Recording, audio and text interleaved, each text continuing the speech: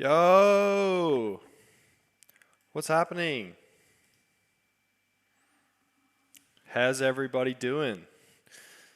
Welcome to the Arvo stream. Got myself a monster. Was running some errands today, so I missed the morning the morning session.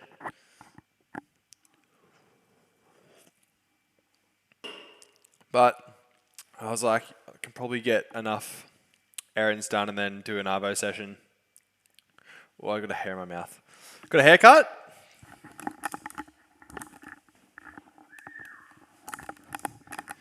Got my my terrible mullet redone.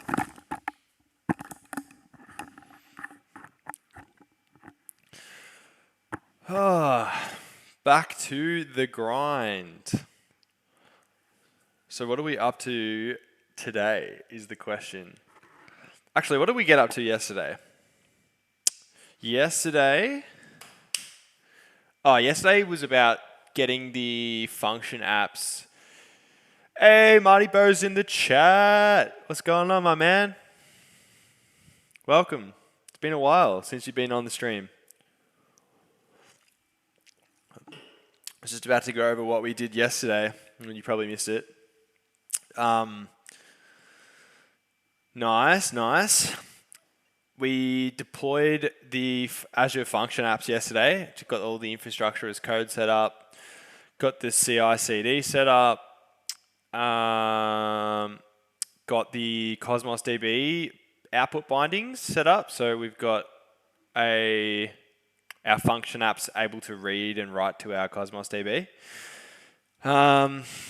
You probably missed the part where it turns out we can't do some of the pricing data stuff on the blockchain because of there's a lot of reasons why we can't, but mainly to do with price, timing, and lack of APIs for the price pairs that we want. So we've moved to having the Solidity Contract and the blockchain taking care of all of the minting and NFT, like the card counts, that kind of stuff. And then we're going to have a cosmosDB, which is going to take care of all the battles and the pricing checks and updates. So I'm going to edit my little to-do list. So yeah, we created the pipeline for the function app to deploy code. We created the cosmosDB infrastructure. Create battle function locally. So what we need to do is, let's do get all battles function, because that's kind of what we've got at the moment. Get all battles function, and then also we want to do create battle. Whoop. Battle function. Oh, actually, maybe we do that in the other direction. Let's do the create first, so that when we do get all, we can test it. Create battle function. Get all battles function. And this is going to enable. What is enabling us to do?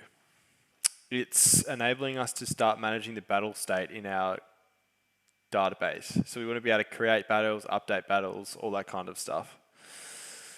Enable handling the battle state in a centralized way. So, I mean, it's 2:15. It's a pretty late stream. Have you thought about what cool community projects / community involvement we can make? I was thinking it'd be good if we could figure out something fun that we could all do. Like, I don't know, whether it's watch like silly videos on stream or something. Who knows? Or maybe play some, maybe get everyone to get like a cheap shooter, like maybe CSGO or something, and get the squad playing. I reckon that'd be pretty funny. Alright, so I've also tried to zoom in so the code's a bit easier to read. We have a new person in the group called Sash, and they're from Europe, and they were like, "Oh, I was looking at your stream and I can't read any of the code," and I was like, "Yeah, totally fair." I'm like on a 4K monitor and just like zoomed out. So I've zoomed it in. It's massive on my screen. It looks like it's readable on the stream, I think. Let me know if it's not, and I'll zoom in further. Hey, Gibbs McGee, welcome to the stream. First time chat, and that is correct. I'm an Aussie. Are you yourself an Aussie? I was just saying to Marty that. Oh, nice. Hey man, welcome. Good to have you on the stream. Feel free to join the community Discord. We're only new. This is our second week streaming full time. We're just trying to build a group of people who are interested in software engineering and blockchain, that kind of stuff. And we're going to be building a few projects over the next 6 months. Might play a little bit of games here and there, but it's mainly just, software dev. So good to have you in the stream. Currently about to create a new function, an Azure function for get all battles. So what do we have? We got a create battle function. So we want func new template. Call that HTTP trigger, and we'll give it a name, which will be get all battles. See if that is the correct. Wait, we don't want func new. Is that what we want? No, that's going to create a new function app.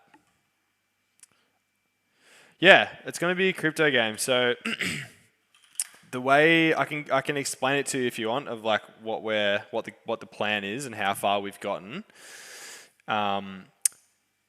Basically, so I'll just take you to our website that we have at the moment. Where are we? Crypto cards. So we're basically combining it's like an NFT plus an NFT game. And the NFT collection that we've made is called the Official Crypto Trading Cards NFT collection. And it's got 50 cards in it. So it's like Bitcoin, Doge, like, the top 50 cryptocurrencies. Basically, you buy some NFTs. So you get like 5 cards in a pack. And then we have what we're building is this thing called the Battle Dome. And that's going to let you battle your card against someone else's card, depending on the current crypto price of your card. So if you have a Bitcoin card, you could be like, all right, I bet you that my Bitcoin is going to go up 2%. And then the challenger could come along and be like, hey, I've got a Dogecoin card. I reckon the price of that's going to go down 2% before your card goes up 2%. And so once the battle's accepted, then we just basically refresh the pricing like until one of those price thresholds is crossed, and then the winner gets the other person's NFT. So it's kind of like a futures trading platform, kind of.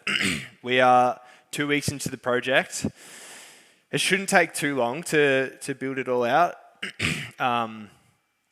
I'm getting into blockchain dev, so I'm just like from a traditional software engineering background with like, just like your centralised cloud, like all that kind of stuff. So we've pretty much got like, I can give you a quick little look at our Solidity contract. So we're doing it in Solidity at the moment, until we want to move to like maybe the Terra network or something. Where are we? We want to look at crypto cards client. Sorry about clearing my throat as well. I'm feeling a bit phlegmy.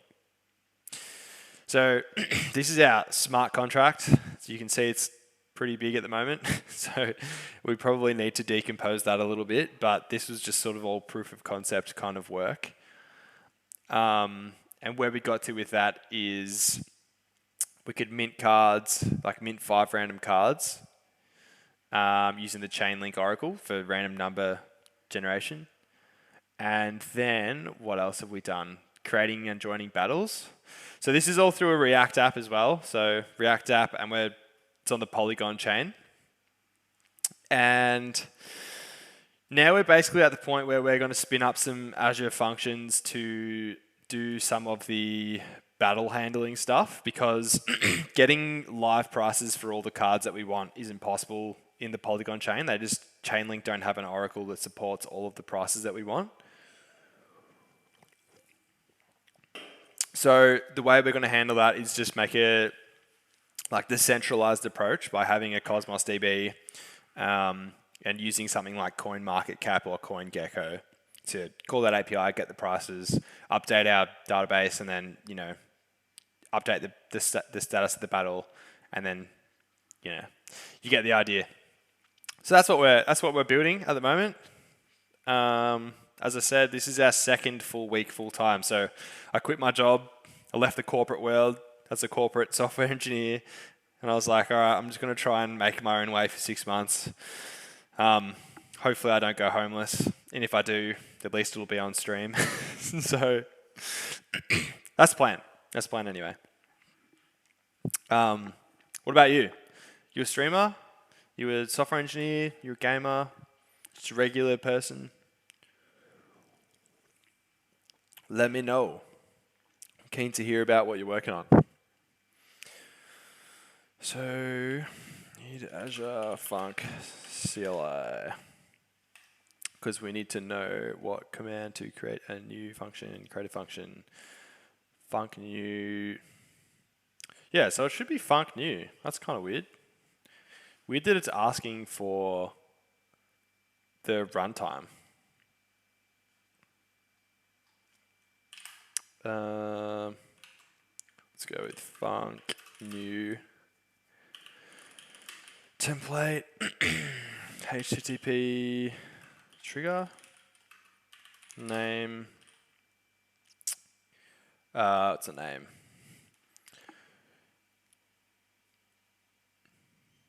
Oh, cool as Brizzy, mate.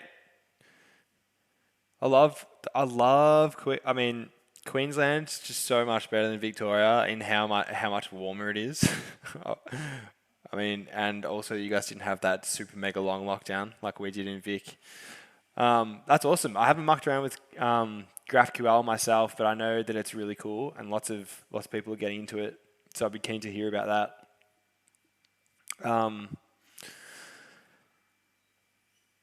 Yeah, I mean, if it's something you're interested in, we're looking for experts in all sorts of technologies. You know, we might do a community project at some point. So jump in the Discord server and give us a follow on Twitch if you want. No pressure, but we'd value you as a community member as we find our way through this kind of hilarious project.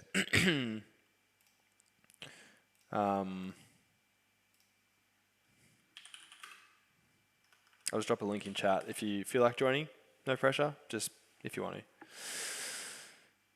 So we'll call this function get all battles. I did have it right the first time. Whoops. No JavaScript. Thank you. So we have get all battles. Hey. Yeah, so the way that I'm able to do this, and I'm obviously super fortunate, well, one, obviously working in a lucrative industry like tech, but as you know, we had the pandemic. In Victoria, we were in lockdown for like 200 days, and as soon as the pandemic started, I was just like, I'm going to save all my money, and as the second this pandemic's over, I'm going to quit my job and yeet overseas. I'm not overseas. Instead, I decided that this would be a good opportunity to try and take 6 months off, you know, try and build some sort of business with technology and try and expand my network and meet, you know, some of the young guns in the community that are really good at tech.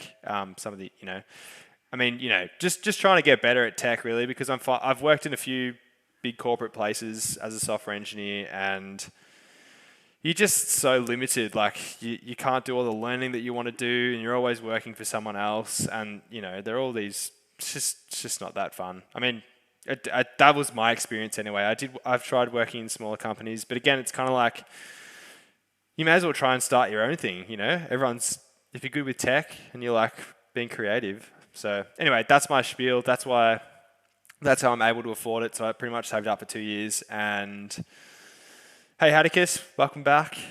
I'm just explaining to Gibbs McGee how I'm able to afford to stream for 6 months.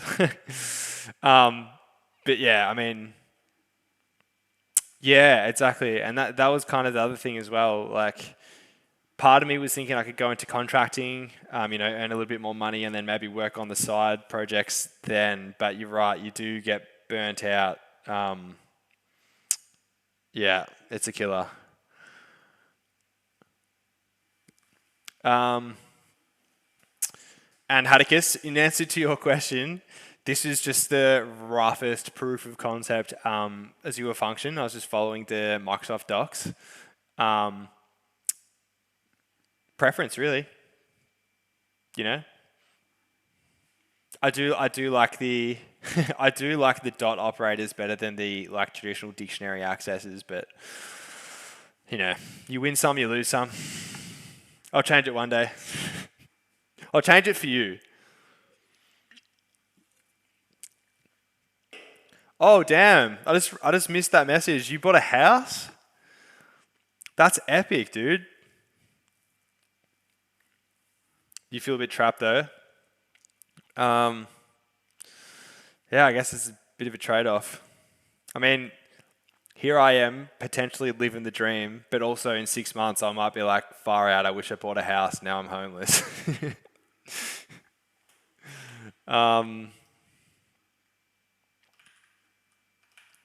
Look at that. Look at that, Hadicus. Did that for you, mate.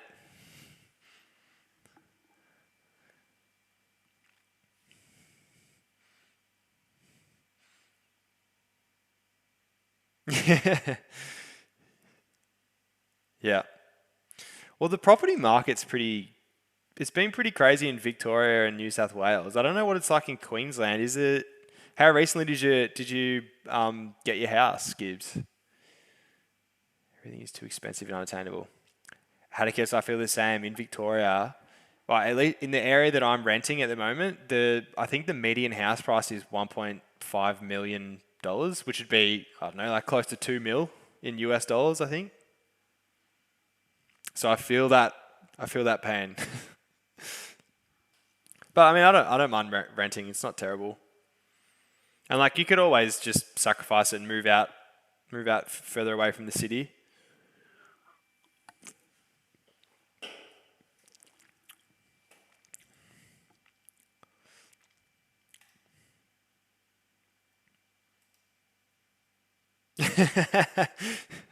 I wish you were rich too.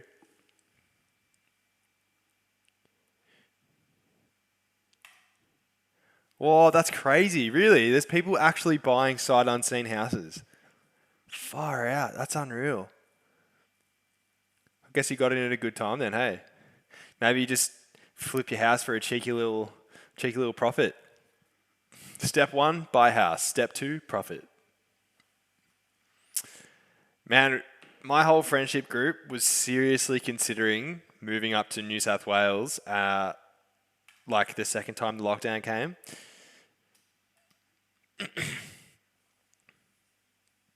Whoa. 20%. That is actually outrageous.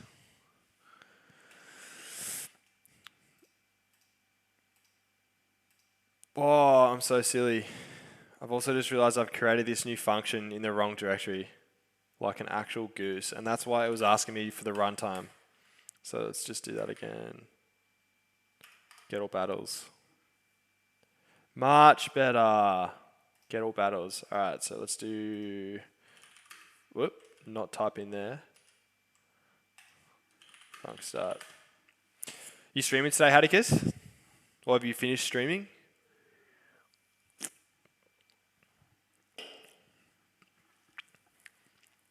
Let's do this get all battles. Nice, it works. Not sure yet. See how I go. Oh, nice. So you finished your project. Happy with the result?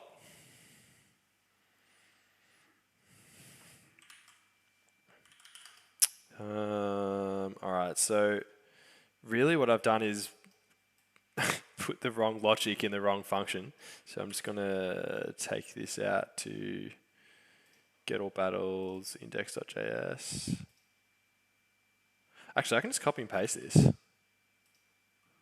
What else is copy and paste for, if not this exact scenario? It's functional, so that's the attitude to have. It's a feature, not a bug.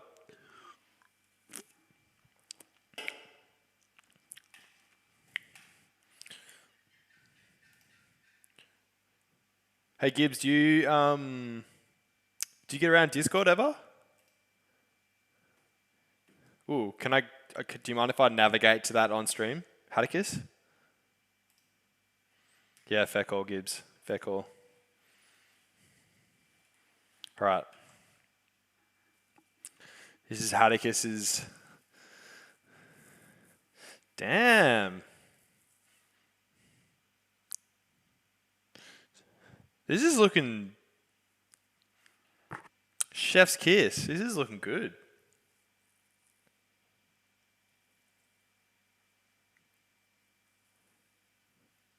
Do I like it? Can I open it in mobile mode?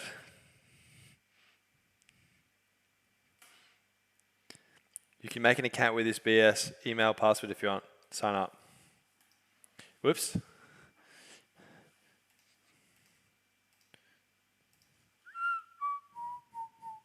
Email password. Was that what you meant? Or are you about to drop one? Password. All right, the true test. email@email.com. The true test, Atticus. Will your boxes stack when I collapse it? Oh, nice. He's got that responsive layout.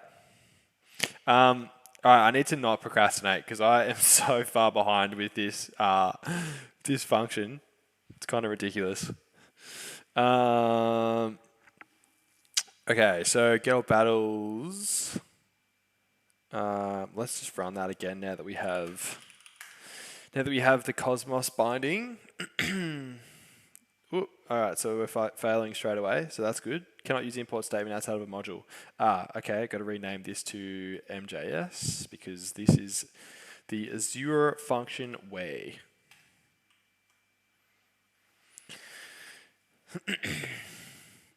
Decentralized file storage in mind. I don't know how that would work. Are you trying to figure out how decentralized file storage works? Is that what you mean? Like how the clients can manage to store all the information on all the different nodes? I have a feeling, I think it's got something to do with Merkle trees. So you can store like an optimized version of is peer-to-peer with relay server. Yeah, have you heard of Merkle trees? Cryptography in computer science, a hash tree or a Merkle tree is a tree which every leaf is labeled with a cryptographic hash of data. Merkle trees, distributed storage.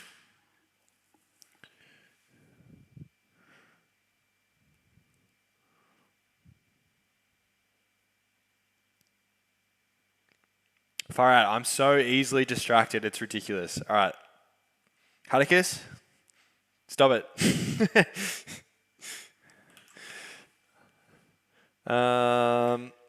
Get all battles. Did this work this time? It should return just like an array. Yeah, cool. An array of empty objects. No, thank you. Why is that an array of empty objects? Context.res.bodies, all battles. That's an array.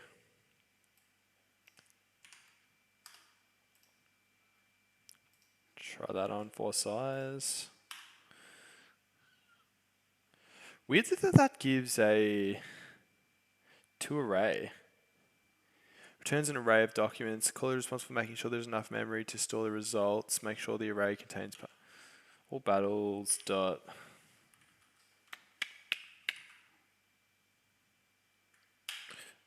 I wonder what. What if I do? Oh, that's a promise. That's so rogue.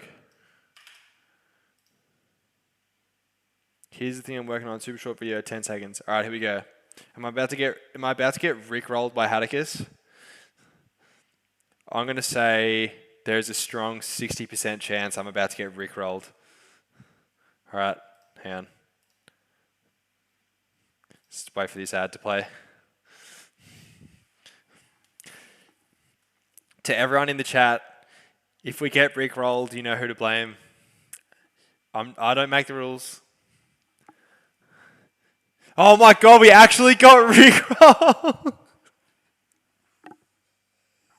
I was joking.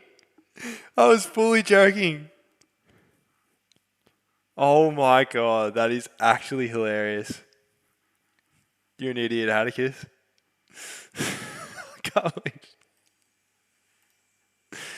I didn't even think, for some reason, like when I saw you on stream, you seemed slightly maybe too young to know what a rickroll was. I'm impressed, dude. I'm impressed. Good times. Just good times hanging with the homies. There we go, that's better. So now we're getting you can't see it, but we're getting an array back. Whoa, 2004. I was born in 93. Does that make you feel young? Makes me feel like a fossil. All right, so that's what we want. We're returning the array. Well, that's not what we want, actually. Hang on. Oh, nice. I'm gonna call it. That's probably why you know what a rickroll is. I can't wait to highlight that because that is the greatest thing that's happened on stream so far. Okay, let's go back to create battles function.json. We want we only want to accept a post and out res. That's good. Close that. This. All right, so we want rec. I think we want rec.body. Let's try context.log rec.body. Whoop. Let me put it in a nice format. Request is equal to rec.body. And I'm just going to open up Postman in the old side window, which I can't share with you because for some reason another Chrome process won't get detected on Twitch Studio. Again, I don't make the rules. It's just how it is. I don't even know how old I was when I first got the internet, but I definitely remember being old enough to have dial-up connection. What a time to be alive. All right, so I'm going to make a post to... What is the URL? What is the URL? Oh, it's in the old window. Wait, actually, let's see. Can I change the window? Edit. Game capture. Edit. Change. Postman. just a blank screen. All right. I'm sorry, you can't see me use Postman, which is a real shame. I might have to switch over to VS Code HTTP requests. It's probably what I should get used to using anyway. So we're going to do create battle. I may as well just stream the console then and we can see it come through. Body, we want JSON, and let's chuck in the old message. Hello. All right, let's post that bad boy. Posting. All right, something's definitely wrong. Oh no, wait, that's sent back. Oh, there we go. Yeah, so it is request.body. So if I just stringify that, JSON dot stringify rec.body, we should see a more interesting log than just object.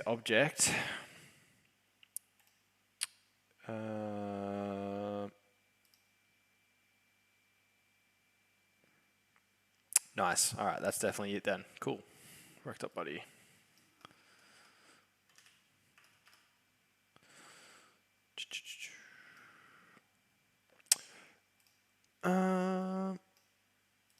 So let's do const battle. Well, let's turn off caps lock for starters.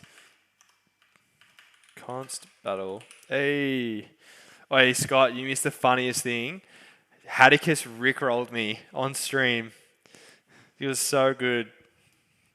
I didn't even think he knew what a rickroll. Actually, wait, do you know what a rickroll is? Surely.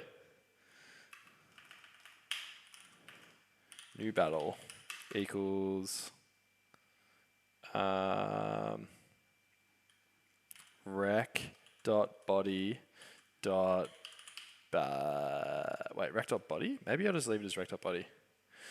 It was so good. I can't wait to show the video because I was just sort of taking the piss that he would rickroll me, and then with just absolutely just wasn't even expecting it, and then boom, big old rickroll.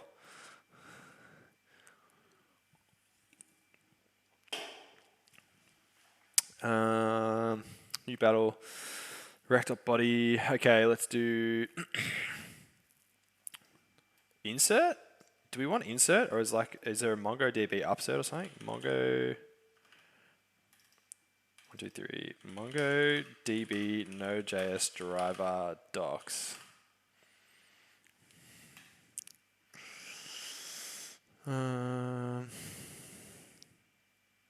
Read and write to MongoDB. Write to Mongo. Insert. So for create battle, it's definitely insert. Let's do insert. Yeah, it creates an ID for us. Insert 1. Insert 1. And that's going to take the actual object we want to create. How do we feel about just inserting straight from the request body and just hoping that no one posts anything malicious to the database? Aiden says yes. Mate, do you think I'm going to fall for it twice? There's no chance I'm clicking on that. There's absolutely no chance I'm clicking on that.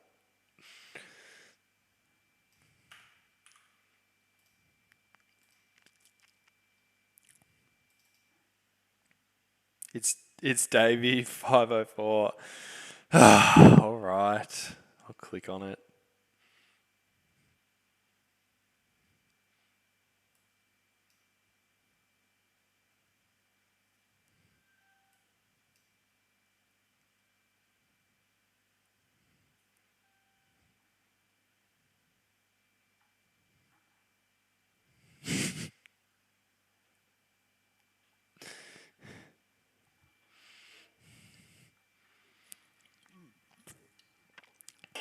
Was that Dragon Force?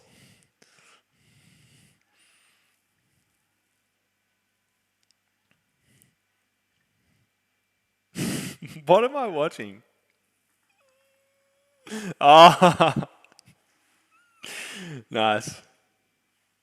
I thought that was just some random as like nothing related to a rickroll at all. Alrighty. New battle equals rec.body. Oh, actually, we should do rec.body.battle just to make it a little bit more not terrible. Insert 1 will be new battle. And then we want result. And then we also want, probably should share the right screen. Document was inserted. How do you check insert 1 result?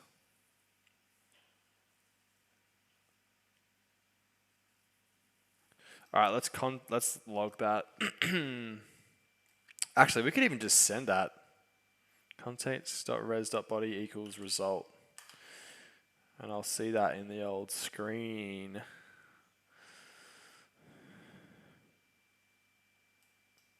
So I'm going to do battle. That's also a object. Host will be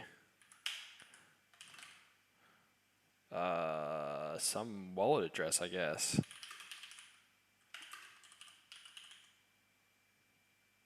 You see gRPC in my error. Where's my error? Oh, executing endpoint gRPC. The old Azure functions runtime. All right, let's send that. Executing. Executed. It didn't even send me context.res.wait equals result. Context.log? Maybe? .log result. Is that a promise? Oh, it's promise. That's probably why. Classic me, just forgetting that it's going to be a promise. That's twice that's happened today. Send. Acknowledge true. Insert. Okay, so we want to send back result dot inserted ID. And let's just double check that that is what I think it is in the old Azure portal, Azure portal.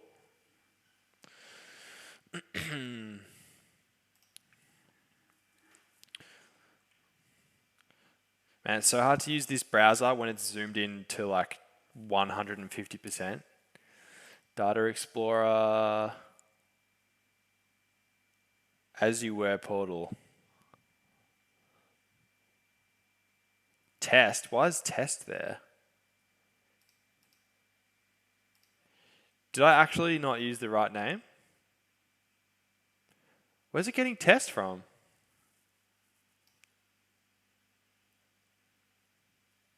Oh, in the function binding?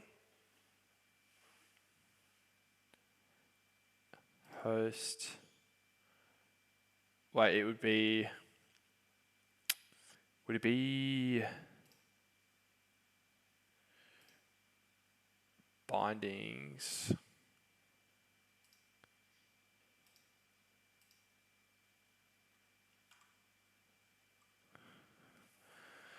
Wait, where's the cosmosDB binding gone?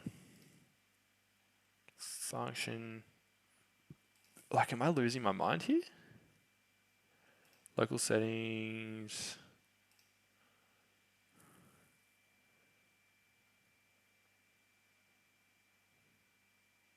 Oh, as you heard, portal sounds like me saying, as funny as. All right. We actually don't know why. Where is the function binding? There should be an output binding. Bindings, anonymous, HTTP trigger in.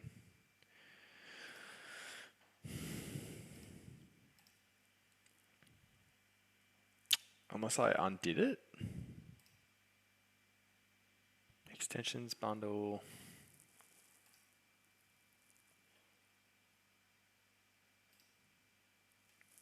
Oh, hang on. I'm so stupid. So actually, host.json should, and local settings.json shouldn't be here.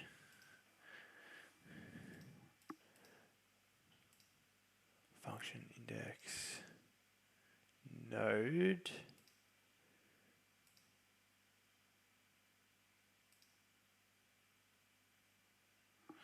Actually, that's kind of weird that that's doing that.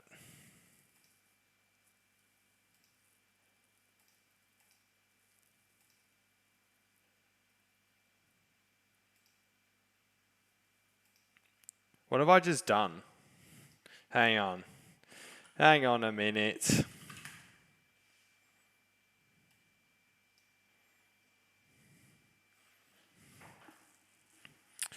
Oh, I don't have to do this again. Deleted. All right, let's do git restore.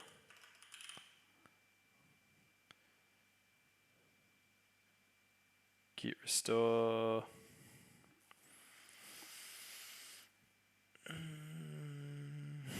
Oh, let's go back one level actually.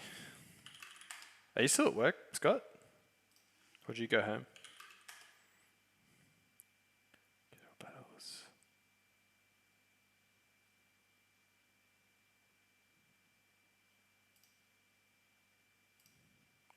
All right, we need to look at what the Azure function structure is now because I stuffed it. Azure function, JavaScript, project structure, zip deploy. Is the office busy?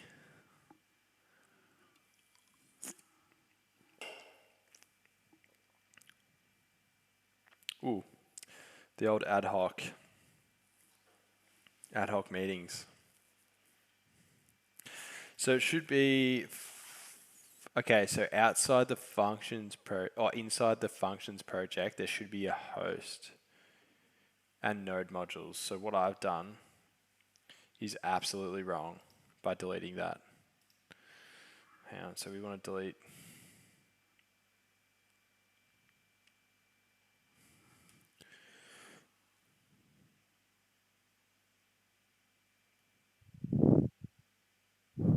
Oh, that's pretty cool. All right, I'm going to sit down to fix this. This is what happens when you rickroll me. I make a silly mistake.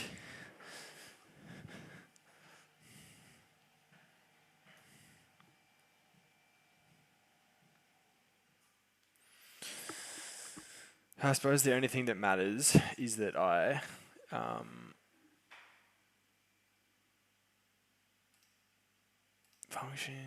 function, node modules, host package.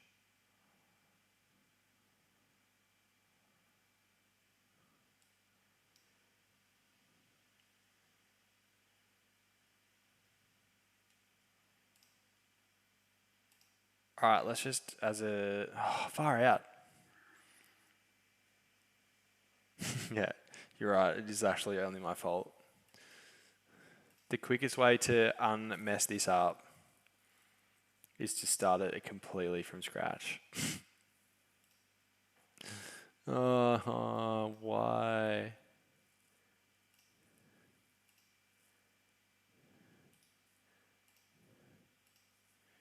Local settings. Why would local settings be outside it though, is what I want to know. Like it shouldn't. Battle Dome should have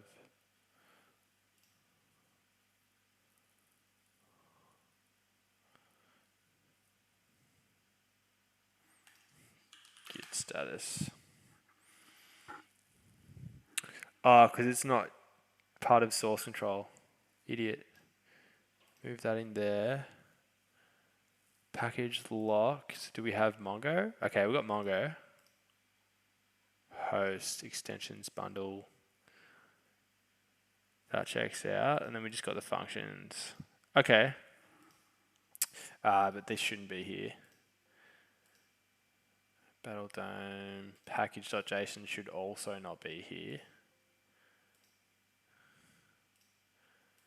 All right, will my function start? That's the question. cd battle func start.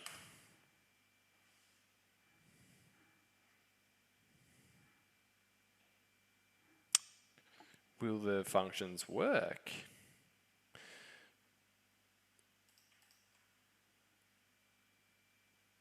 Get all battles, core lib. Cannot read property match of undefined. Okay. If you want to play that game.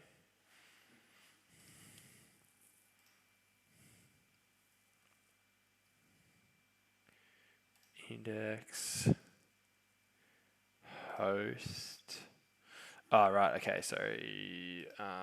Azure functions, cosmosDB, output binding.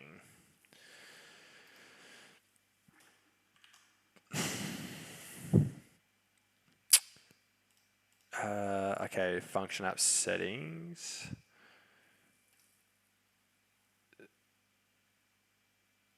Register bindings. Okay. Where's the JavaScript version? Come on. Come on, people. What are we doing here?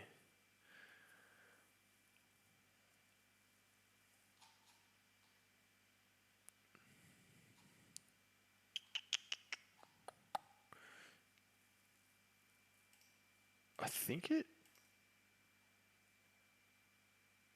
No. Okay, well, we want get all battles to only have a get method. That's fine.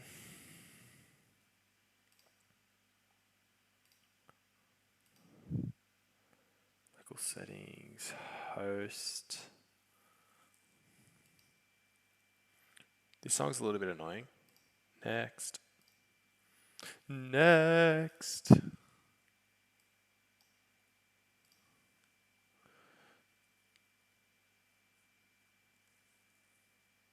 Met a new guy on stream named Gibbs Scott, and he's a bloke from Brisbane, and he was saying that he bought a house in December, and because everyone was trying to escape Vic in New South Wales, people were just like buying houses sight unseen, like in Brizzy, and like the housing market's just gone straight up. I was like, damn, that's so sick.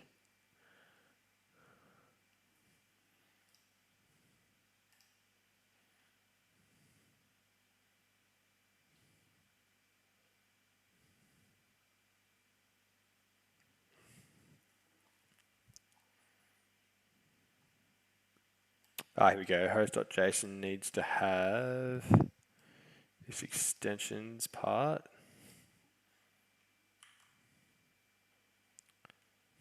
I suppose the immediate problem of buying in Queensland is that you have to go to all the way to Queensland away from everyone you know. Extensions bundle. Chuck a little comma. Ew, what is this indentation right now? Ooh, that's rough as. No lease options. Gateway is what we want. Again, this indentation stuff, this is so strange. Wait, no, that's right. This is just indented too far. That's better.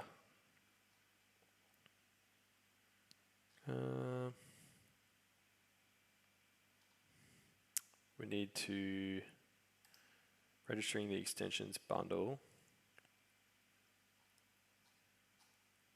I think I already done that.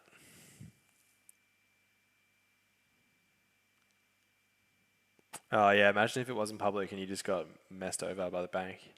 That'd be so frustrating and shit. Alright, we want input binding. JavaScript. JSON. Okay. Input document, database name, collection name.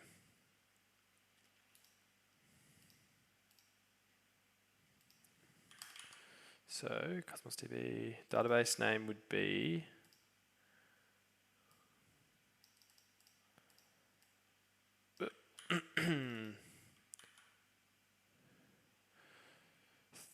database name, and then the collection name would be battles?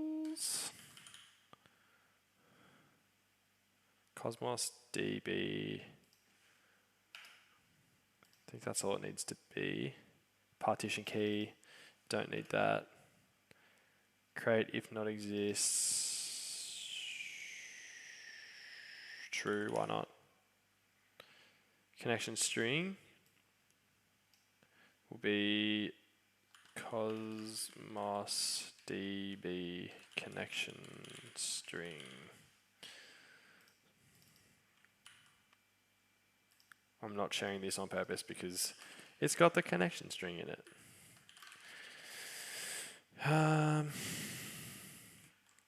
Not that it matters because I've showed everyone the connection string like 30 trillion times anyway, but local settings.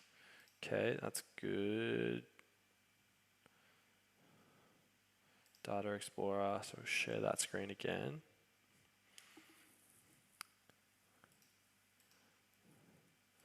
This indentation is just so weird and annoying. Input document. Wait, what? Here's binding data for function. So we got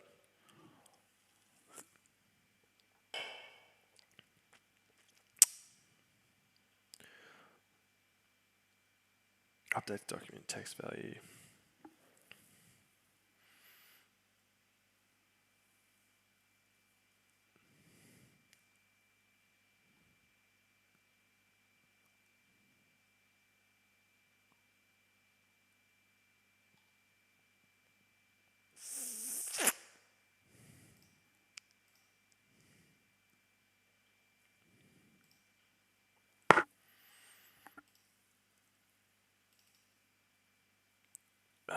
What did I call it? Get battles index.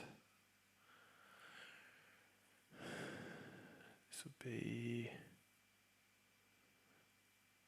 Oh wait, you don't even need to do the bindings because we're not using.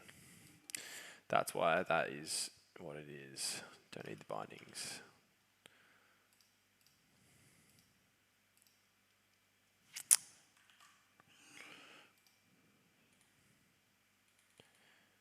So let's do. Oh, I wonder if. Is it going to keep putting it in test? Delete database. Database IDs test.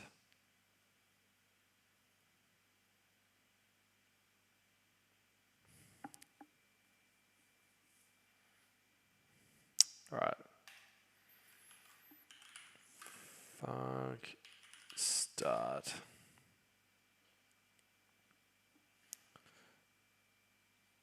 Let's try get all battles. Any errors here? Nope. All right, so let's try create a battle. Post. And it's inserted. Okay. Yeah, it's okay. So it's doing it in test again, which is strange. DB. All right, let's do const.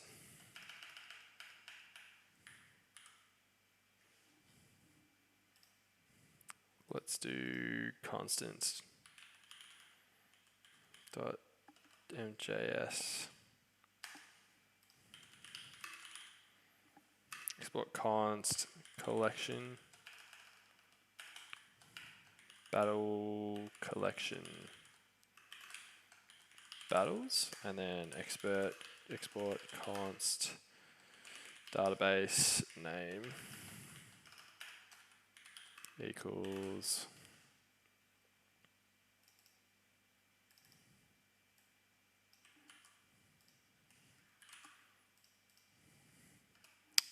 that. So collection import battle collection and database name. Let's do the same in create battle. And in here we want to connect to database name and a collection battle connection. Same for this one, battle collection and database name. So if I delete that other database that got deleted, confirm. Okay, so that's called test.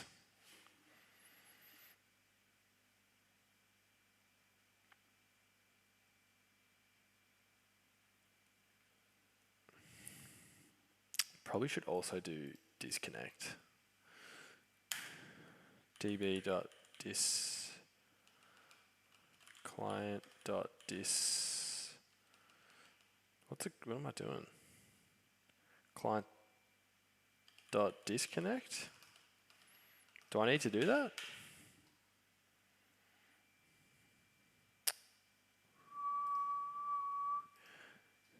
MongoDB.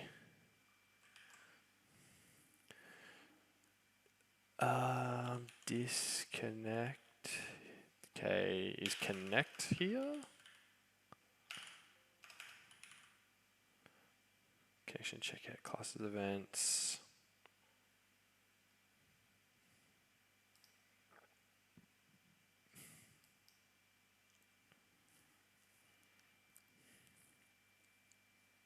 Connect to Mongo.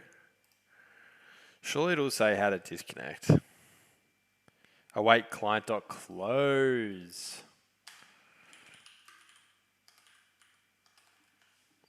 Gotcha.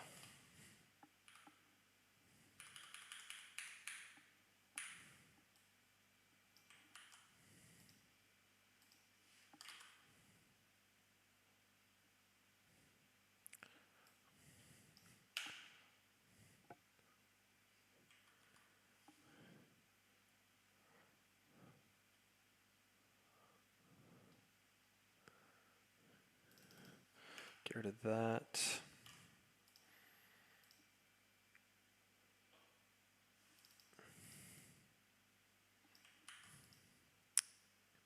Oh, did I change it in both of them? I did. Alright, so now let's try create a battle. Creating. Suss out the database. Nice. Okay, so that worked. Documents. And this has some ID that starts with 6, if we're correct. 6. Yep, it does. Cool.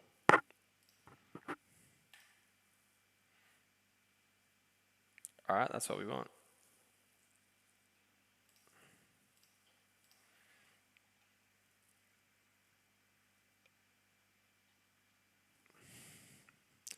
So we have our create battle and our get battles. Let's do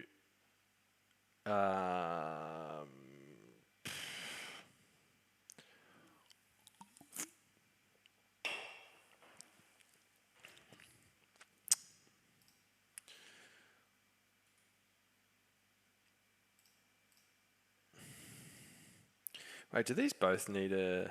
Okay, so no, they don't. They don't need anything. Should we try that? So this is local settings. If I deploy this, the connection string won't exist.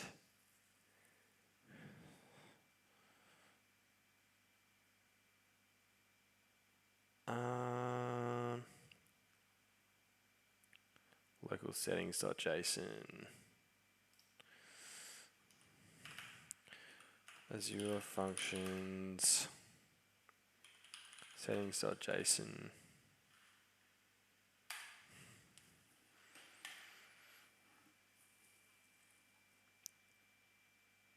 Oh, I could just add it manually. That is an option, as annoying as that is.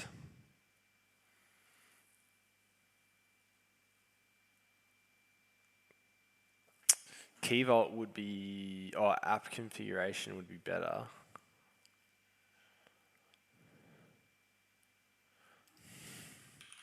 Function app config.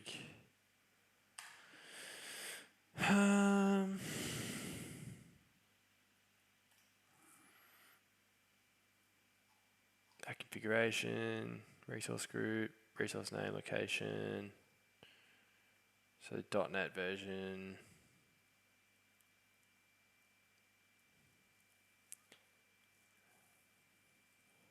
Can we use it with JavaScript? Function app startup, get environment variable, connection string.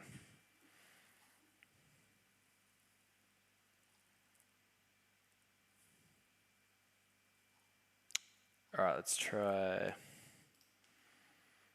Azure app configuration, JavaScript function app.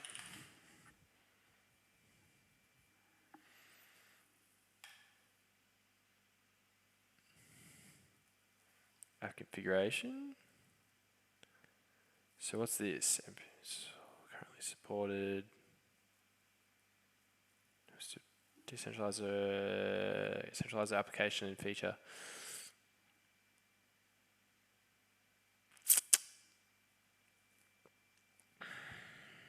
Endpoint.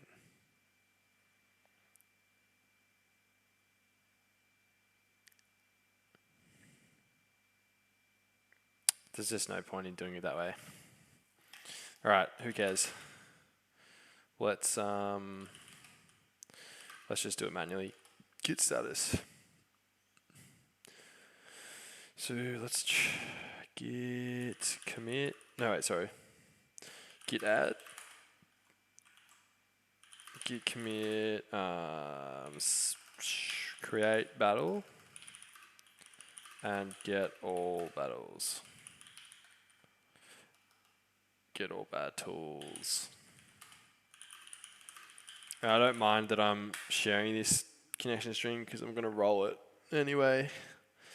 But just for the sake of my sanity. Okay. It's gone build. Zip and push. Let's see how this only took like 30 seconds last time. I wonder how different it is with two functions. That's why function apps are so good, because it's so quick, especially like time to develop them is so fast compared to like an Express server or something. It's just archive the files, deploying the functions. So if I bet you if I go back to my function app, let's see if it's there. Functions. Create battle, so it's still running.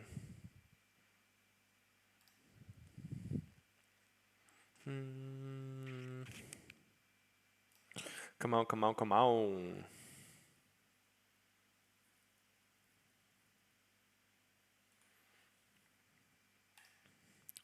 "41 seconds. It is increased a little bit from 36 seconds or whatever it was yesterday. Will it hit the 1 minute mark? That's the question. Oh, nice. 52 seconds. So about a 20-second increase. Will it pick it up though? That's the question, because I don't see it. Nice. We got it. Okay, so let's chuck in app configuration. Let's chuck in the old cosmosDB connection string, shall we? Copy. Is there a setting for connection strings? New connection strings. cosmosDB connection string. And this would be a none of the above. That's pretty stupid. All right, cosmosDB connection string. I'm pretty sure that's what I called it. Yep, that is what I called it. So that should be Gucci. Save. Continue. Save. And in theory, if I call this, it will give me back that one battle that I created. So functions, get all battles. Give me the URL. Oh, actually, I wonder if that made it an anonymous function. Yeah, I need to change that in the app settings. But that's all right. We can still test. This page isn't working. Currently unable to handle this. Oh, actually, I know what the issue is, I think. Configuration. with this second function, get all battles, if I just look at the extensions version, that's correct. No, that's correct. I wonder if it actually is just because I put it. Wait, connection strings are encrypted at rest and transmitted over an encrypted channel. Should be used by function app if you are using entity framework. Whoopsie. cosmosDB connection string value. That's not the value, that's the URL to the function.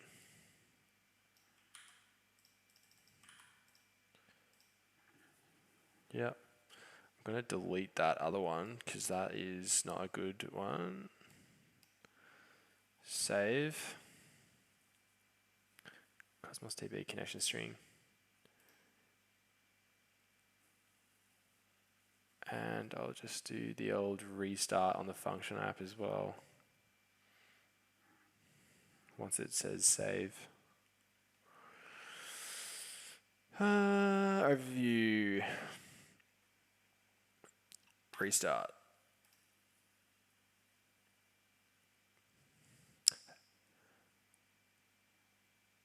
Alright, let's give this a little crack. Still no bueno. It runs locally, I think. Let's try. Func start. Oop, wrong directory. Func start. And get all battles. Control click. There we go. So it's getting a battle. That works fine locally. So in that case, the difference will be. Actually, I think I have. Did I have app insights configured? I didn't. This is where you want app insights configured. I always choose to skip app insights when I'm trying to build something really quick. But then I end up spending like 40 minutes trying to debug something that's just as simple as like, oh, it's a typo. If you had app insights, you could have figured it out. Default function. Oh, well, let's maybe try. I'll see if I can create a battle. What about that? So let's chuck this URL into my postman.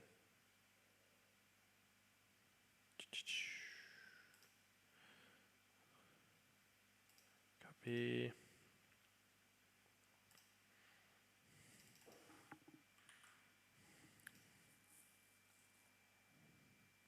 Internal server error. So neither of them are working.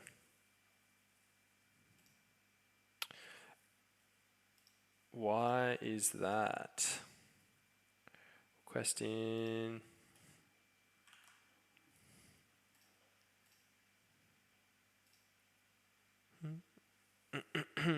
cosmosDB connection string. Did I have the connection string right?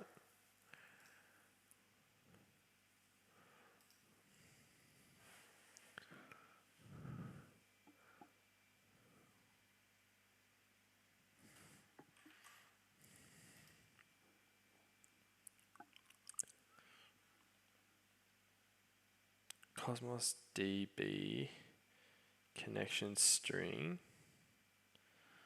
Yeah, that's fine.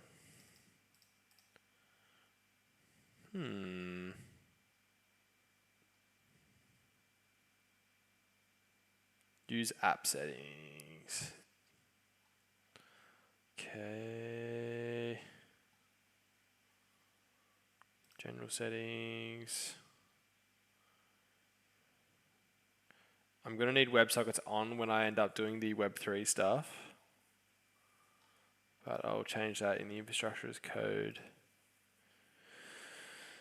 Does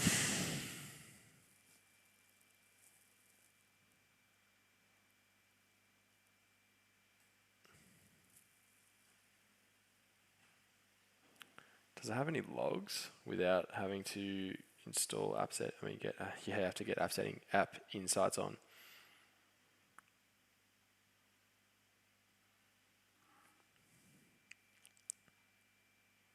Well, let's just turn off the function. auth level to anonymous, the same way that we have the other one. Anonymous, HTTP out, request. That's fine. That's fine. All right.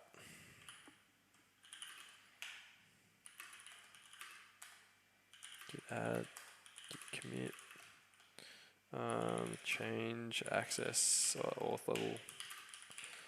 This will be interesting to see if it overrides my app setting for the connection string, actually.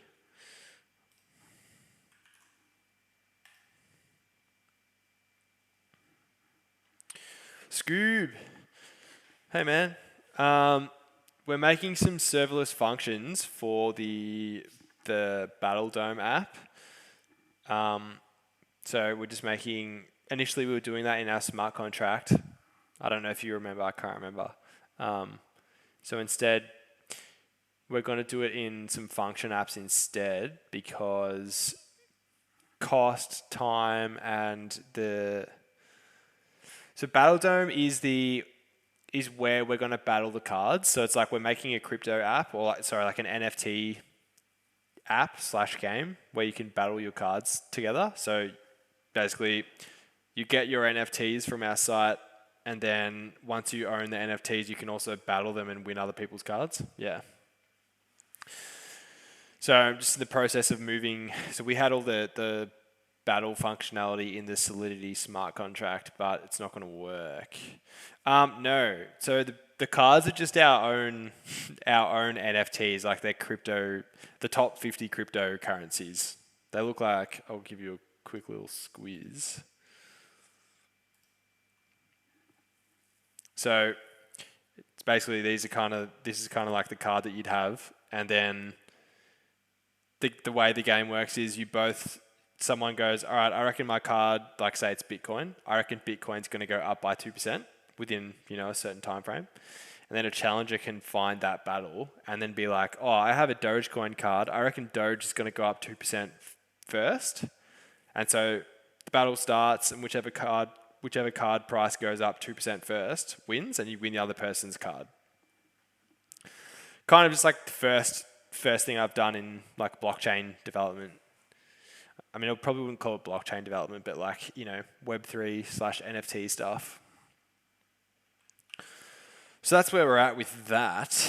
And we're just testing. We're trying to get our function apps integrated with cosmosDB properly, but we're having some issues because I don't have application insights turned on. So we're going to just test these real quick. Get function. So let's just do this in the browser. Get all battles. So it's giving us a 500. So what I'm going to do is I'm going to turn on app insights and then delete all of the infrastructure afterwards, because I want to automate it. I don't want to have just manually created infrastructure anywhere, but I want to do that later. So that's good. Apply. Heard of things like One Crypto Game, but I can't remember what it was called. Yeah. I'd like to know. Like, I mean, I'm kind of new to this area, so I haven't really seen that many of them, but I'm sure they all exist. Do you do any game dev at all? Like what sort of dev do you usually do? I can't remember.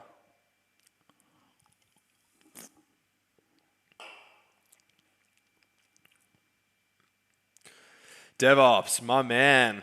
There was a point where I was actually thinking about just like being purely DevOps engineer. But then I got sick of waiting for deployment, so I didn't do it. That's sick though.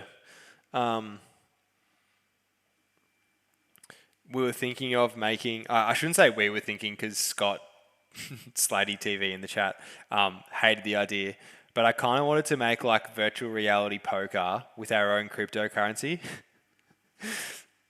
just as like a meme. I don't know. I feel like that'd be pretty funny crypto game. All right, so we've got validation passed. Cool. So let's see what is happening when I make these requests. Show me the log. Actually, I need to request it and make it fail again.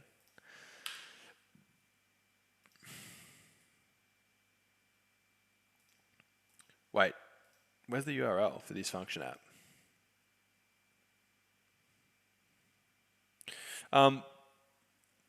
Just curious, what's your favorite platform? Do you have like Azure, Google Cloud, AWS, anything else? Or are you like an on-premises DevOps?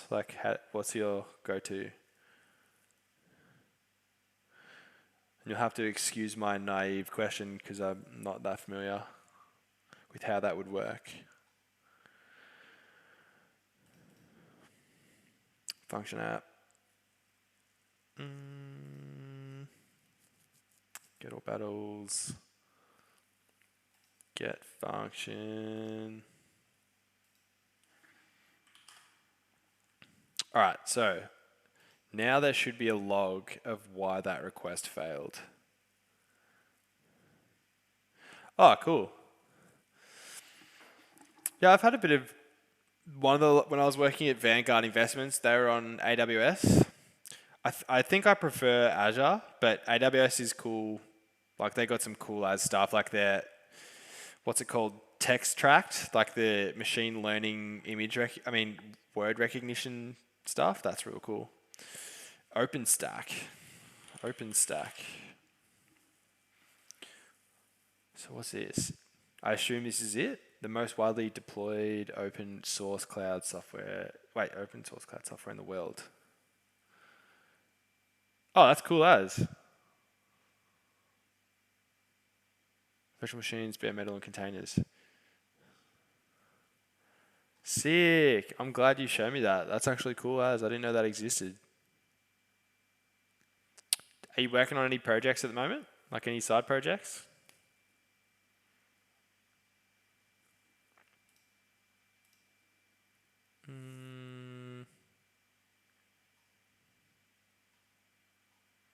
Logs.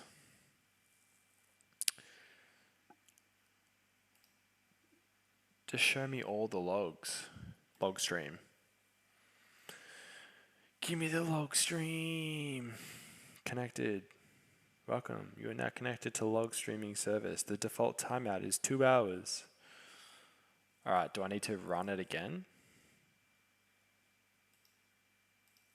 Here we go. Okay, get all battles failed. Worker was unable to load get all battles. Module not found. Can't find package. MongoDB imported from... Oh, you need to zip that as well.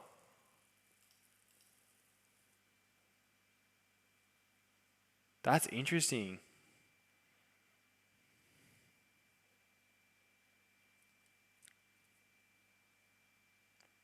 Browsing, as in like, are you looking for a side project, or are you saying, shut up, I'm browsing the web, stop bothering me?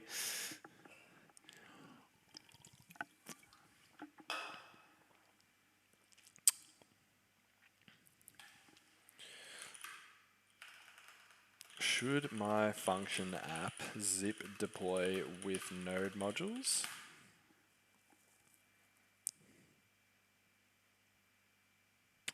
No, it shouldn't. It needs to do an npm install. All right, I need to change the pipeline.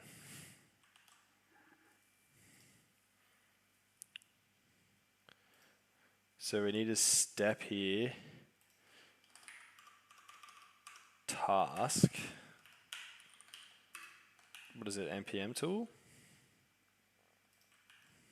Azure npm. Publish Azure Pipelines npm.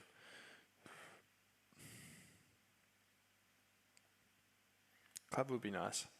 Well, we're trying to get, if you have any ideas, with the Discord server, we're trying to get people, like we're trying to think of a community project, like something fun we can all work on, like even if it's just a meme. like just putting up like a public Git repository that we can all push to and like make something funny, or I have no idea, but or maybe like some sort of app that people want to work on. And so if you have any ideas, definitely let us know, because we're keen as to do something like that.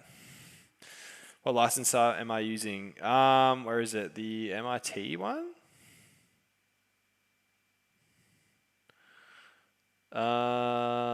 Wait, package.json. Why is there two package.json? This is the script's name. Don't have any license actually. Nothing written down. If that's what you meant. npm task. So we want npm at 1. Inputs will be command and install. Everything else is optional, I believe. So let's try that.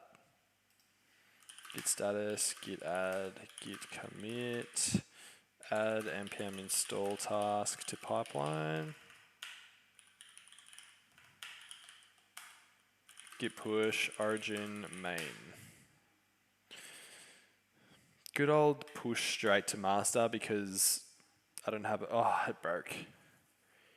Does it need a display name? Is that why it's complaining?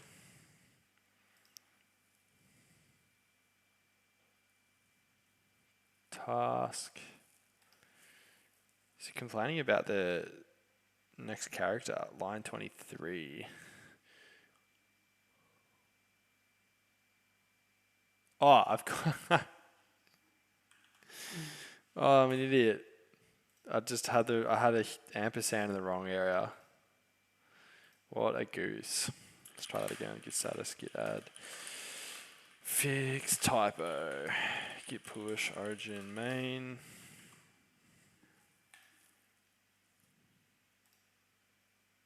Whoop. There we go. I can't believe I thought I was going to push my node modules all the way to the repo. I'm stupid as.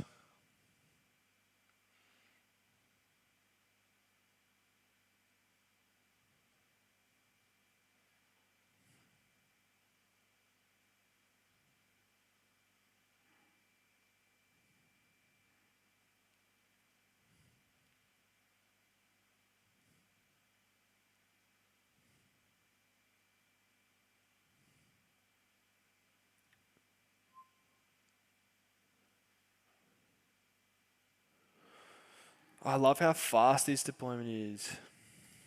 So this is the second week of the game. So not very long. So giving myself about a month. Like, so there's probably like 2 more weeks for this project potentially. And like, I'll be sort of maintaining it after that, depending on how the launch goes. Assuming we can get it done in the next 2 weeks. Had a few hiccups. And then after that, we'll be picking up a new project, sort of see what people are thinking. But the idea is like, because I'm spending the next 6 months streaming full time, like trying to start some sort of business and taking people on the journey to try and figure out how to make money in software. So at the moment, we've got a really basic React app that has all the stuff, all of the UI elements we need to be able to run battles. So I'm just sort of doing the backend stuff at the moment. All right, so let's see. Log streaming session is ended. Please reconnect. I shall reconnect. Thank you. Let's see if this actually works this time. Still getting to 500.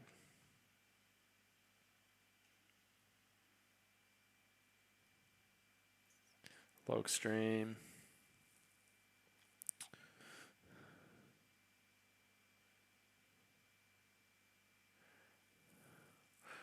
How long have you been a DevOps engineer for? Have you always been in DevOps?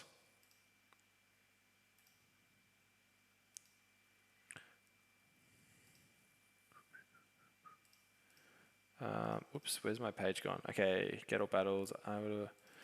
Imported. Okay, well, why can't I find package MongoDB imported from get all battles? Is npm install working? No file or directory. That'll do it. Working dir needs to be. So if we go back to this task, working dir.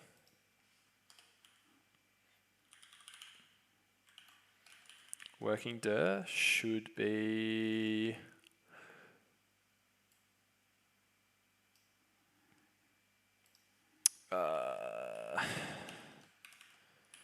build sources directory / battle dome, I believe. Let's try that. That should fix it. Change working dir of npm task git push origin main. All right. Pipelines.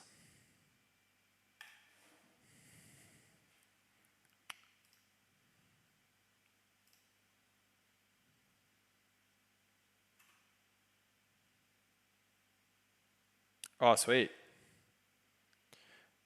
I think that's probably one of my biggest regrets is not having much of a foundation, like doing Linux admin stuff.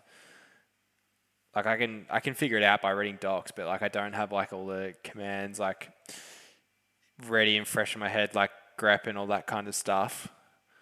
I think that would probably speed up my development endeavors if I was like that. Had to do a bit of stuff in Linux though for uni when we did parallel computing, like lots of the MPI stuff we had to do in Linux. All right, so did npm work this time? Yes, it did. That's what we're talking about.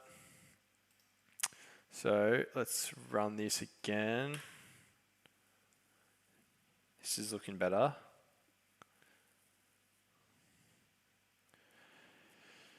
Nice, got it working.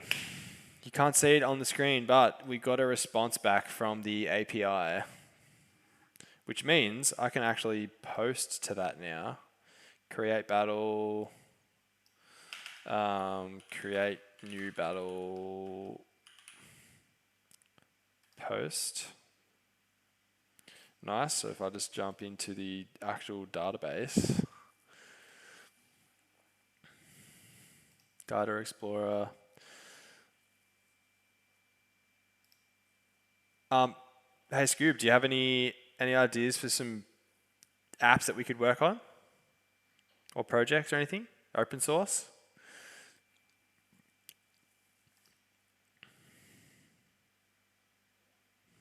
Create new battle. Cool, it worked.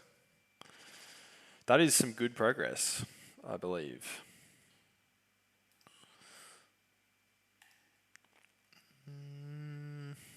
Okay, what else do I need to do? Let's go back to the wiki.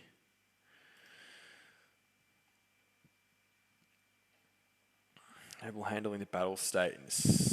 Okay. So, create battle function, check. Get all battles, check. So that's going to enable us to handle the battle state. So now, did I just get a phone call?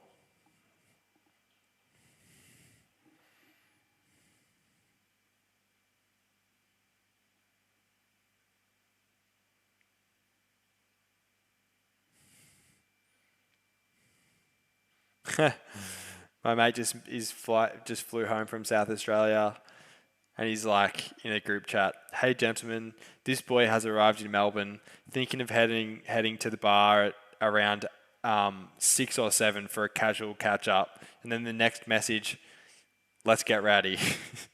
So paradoxical.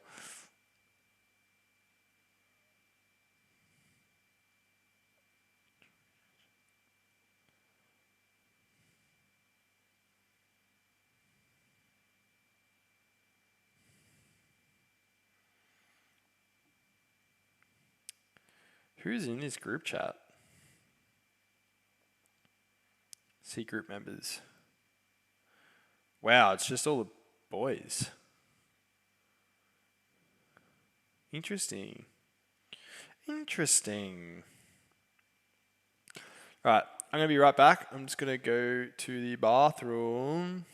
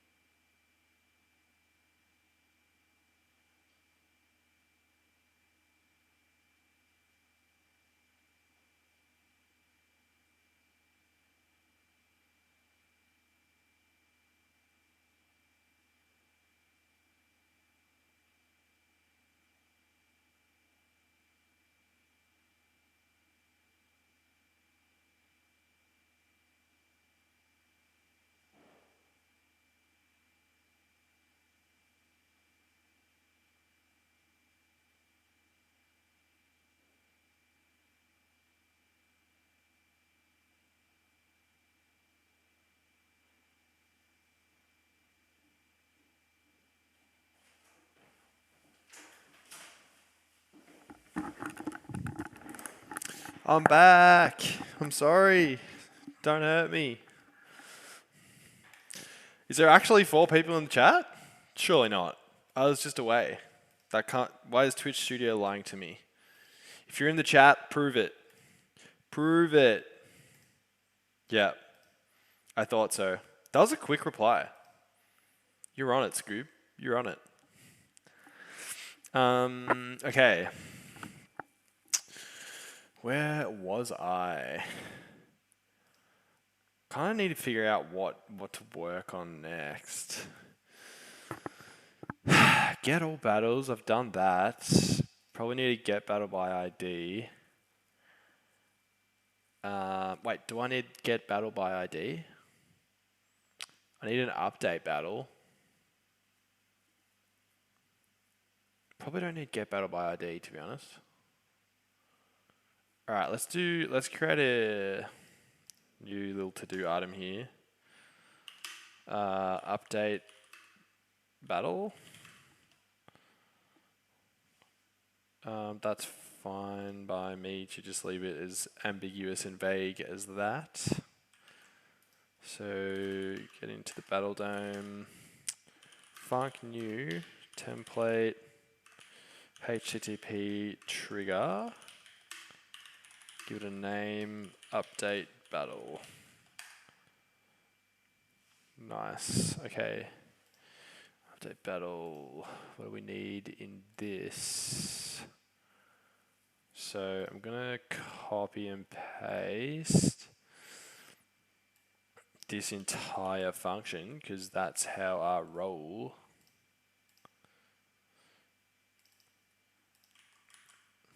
When I make this nice and decomposed and good, it's going to be so satisfying as opposed to me always just copy and pasting like the entire thing. So we want battle to update. So it's body.battle. Now we're going to check out the Mongo. Yeah, exactly. Whatever works. Especially when you're just trying to get something finished as soon as possible and you know that there's probably not going to be, you don't have to build it the best possible way the first time around. MongoDB, Node.js driver, upset. No, wait, do we want to upset or do we want to update? We want an update because people will be updating battles when they join a battle and when a host rejects a battle and when a host starts a battle. Driver, let's see what this says. MongoDB. Sorry, I just realized it's a bit small on the old screen there. Check to MongoDB. Read and write to Mongo is what we want. And write. We want update a change a document. Insert or update in a single operation. We want to change a document. You can change documents in a MongoDB collection using two distinct operation types, update and replace. Update operations mutate specified fields in one or more documents and leave other fields and values unchanged. Replace operations remove all existing fields in one or more documents and substitute them with the specified. Okay, so we want to do an update on the odd chance that we don't have all the information on the front end to pass back. So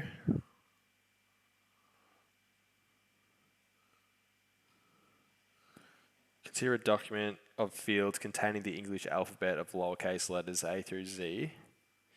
If you apply the set operator with a specified value for Z, your update operation might resemble the following. Can we just set the entire object? Surely.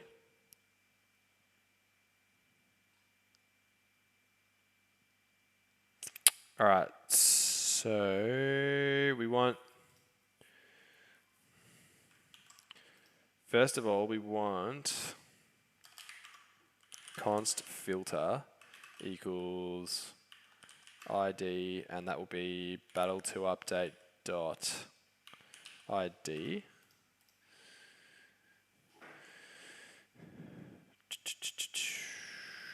And what else do we want?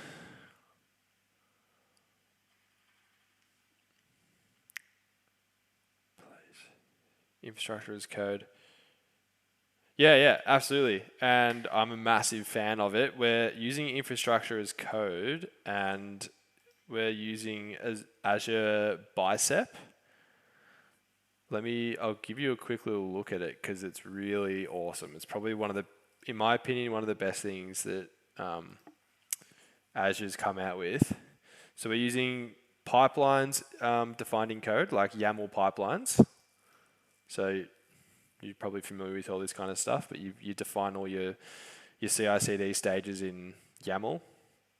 So in this case, we're just basically going, hey, well, hang on, there's the actual template. Yeah, okay, so, yeah, so you get it. And then you have this concept of resources.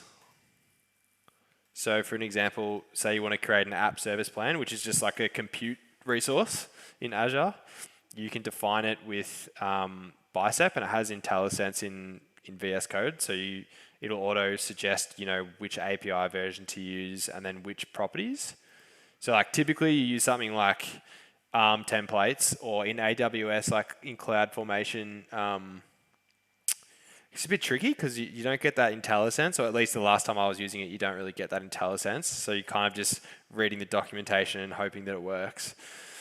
But the good thing about this is it's super reusable. So you can then put this into a module. So make up your infrastructure as code into modules, and then you can deploy a bunch of different things so I'm deploying 2 storage accounts here, but they're both referencing the same storage resource, just with parameterized values. Anyway, it's really good. I love it to pieces. It's definitely my favorite part about the Azure platform. What do you usually use for infrastructure as code?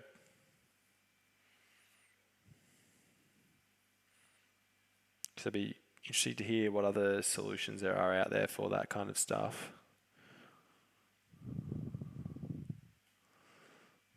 Update, field, unset. Replace the values of a field with a specified one.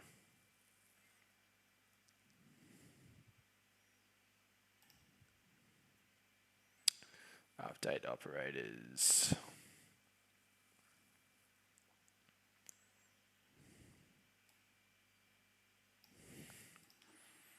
MongoDB, Node.js, update entire document.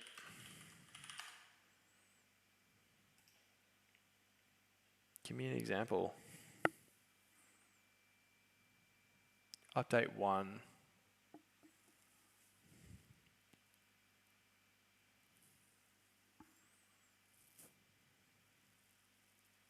I wonder if I just pass in like just an object, it might figure it out. Const.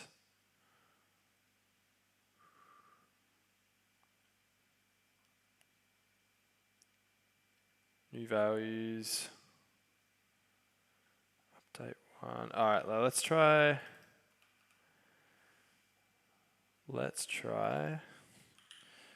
update 1. And what does this take? This takes in, is it a filter first? So we got our filter, and then also the update document, which will be battle to update. So, and what is this going to give us back? Result. So result dot, do we have any IntelliSense for what that is? 100% AWS, yeah.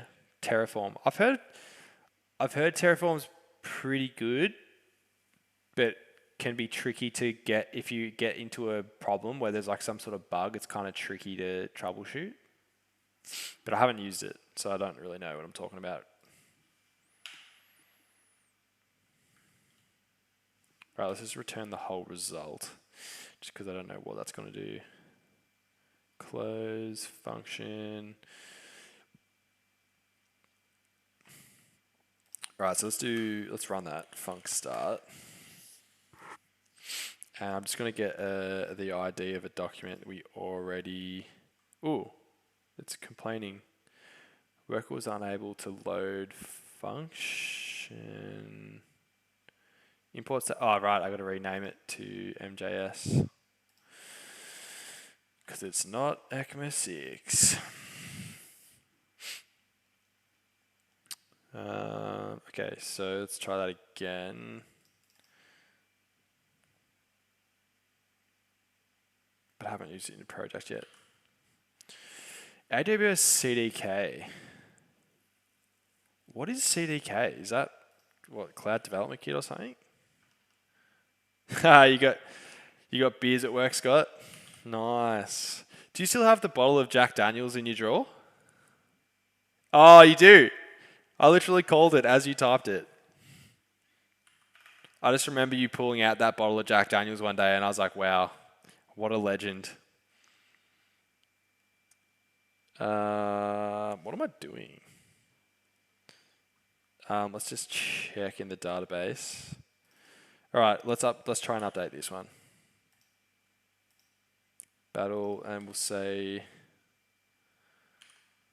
ID equals this.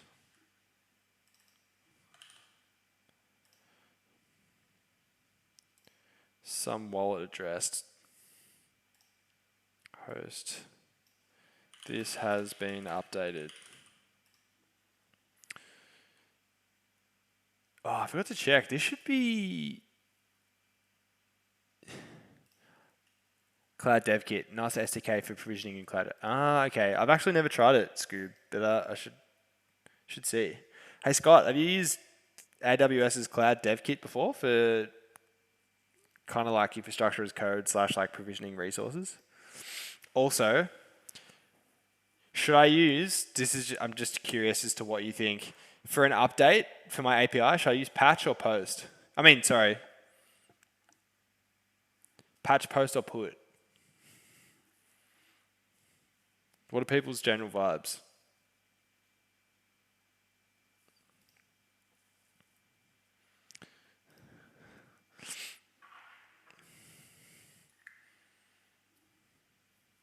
I usually do post, I think, which is probably not correct in terms of REST, but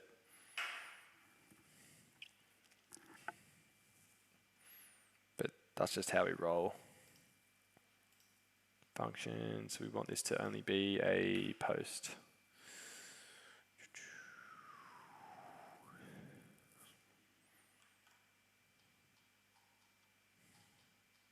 Where's the URL for this thing?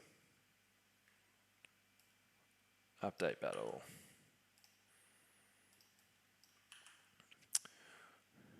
I'm going to be so happy if this just works on the first go. It won't, but if it does, it'll be out of control. Executed. Error connecting to DB. Update document requires atomic operators. Is that so?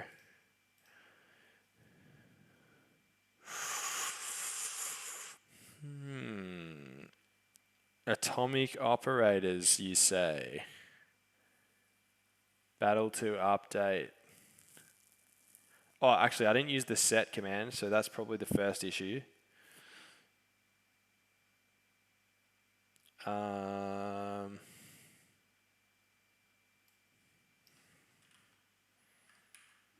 Let's do $set.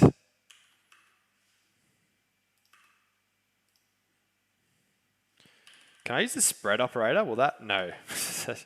There's no way that'll work. Once it stops loading. All right, let's give that a crack.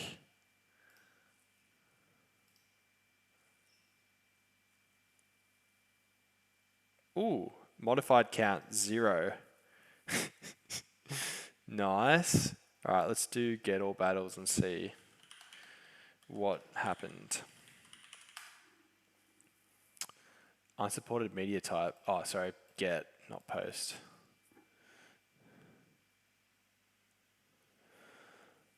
Interesting. Why is this? Oh, that's the admin function. Whoops. We don't want that. Get all battles. Create new battle in some old address. All right. Set. I wonder if Battle ID does not exist. Oh, hang on. That would probably help. So battle. All right, let's do this. Battle to update equals rec.body.battle. Filter equals that. Const.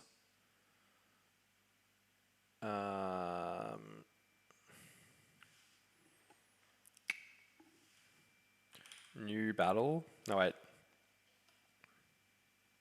New values equals $set. Battle to update.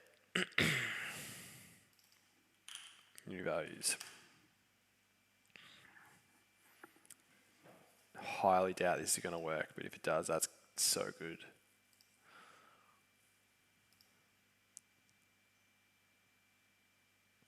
Ooh, what's happening? Mongo. Performing an update would modify the immutable field ID. Why?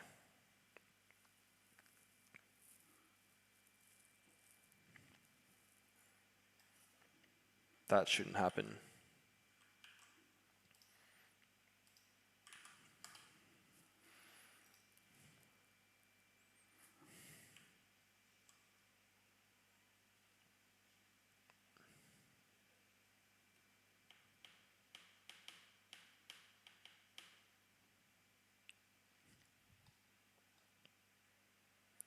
Yeah, so you also can't create this field. I'm not trying to update that field. Update entire document set. I can't remember how I used to do this with Mongo.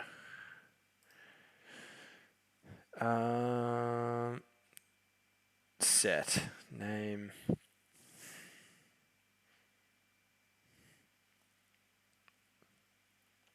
Object ID. You don't use set, just provide the new doc to the update call. Oh, I can do that. I can do that.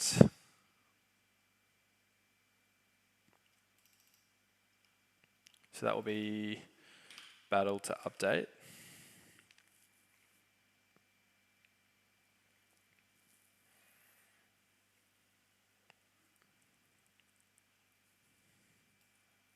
Oh, actually, hang on, I've just done the wrong one there. Whoop. I think we need to import the object ID from Mongo. Let's try that after I try this one last thing. Filter, battle to update.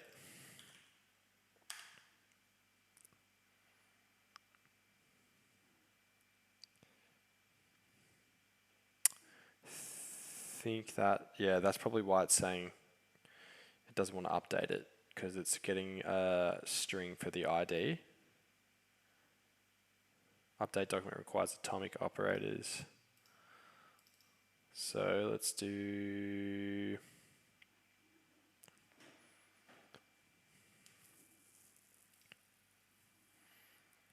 request update, and then dot underscore ID equals object ID.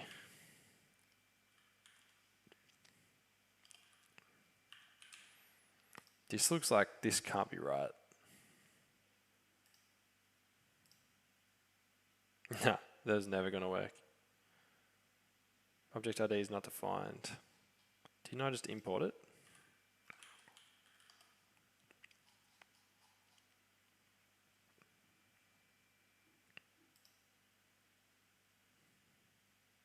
Update requires atomic operators.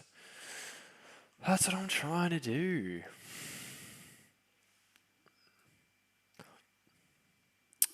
Oh, actually.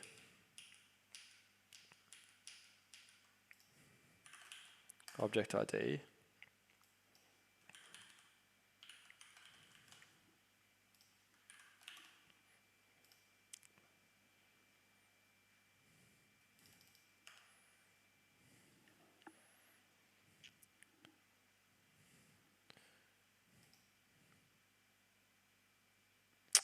Update requires atomic operators. What do you mean?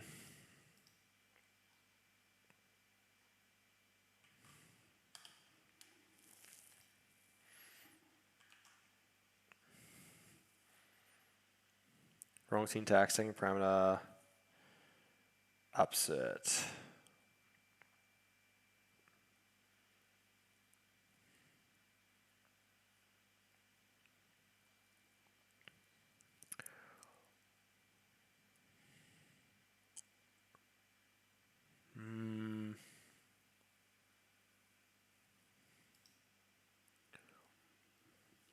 I guess if we're updating the entire document, it technically would fall under the replace category.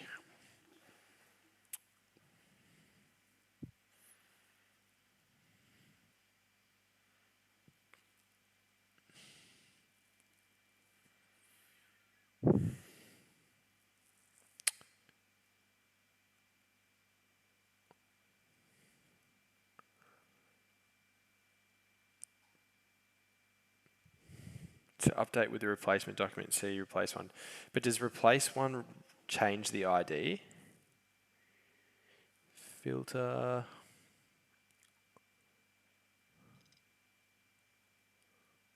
All right, let's try replace one and see.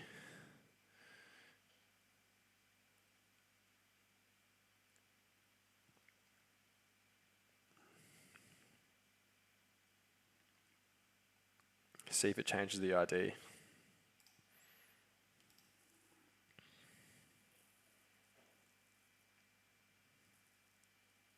Was found to have been altered.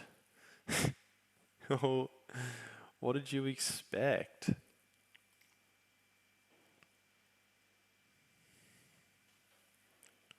How do you exclude? How do you exclude the ID in the update? MongoDB exclude ID from update.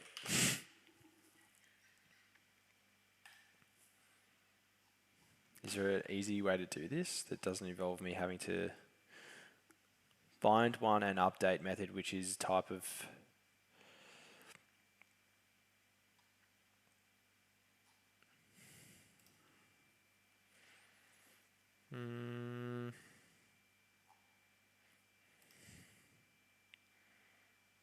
Tell you what, I have a slight headache.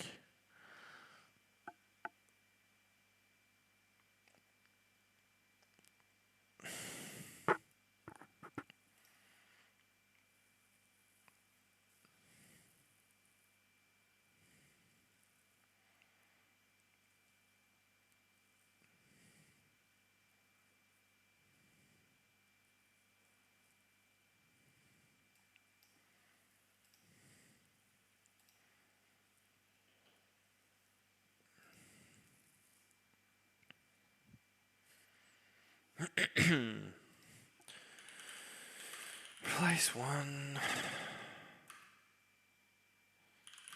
Mutable field ID was found to have been altered.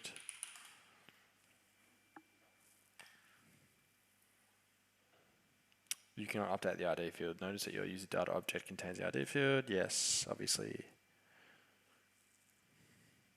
You need to remove ID from user data when doing set.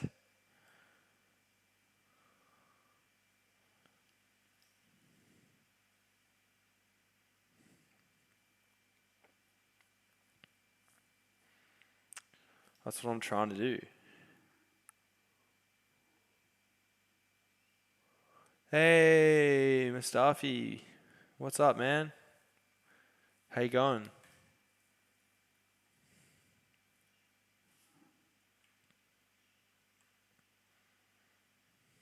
We're trying to update a document in MongoDB without it complaining about replacing the ID. Record.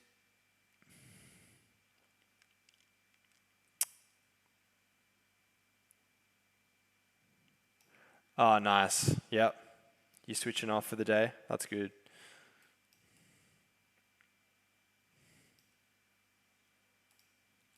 New test object, total.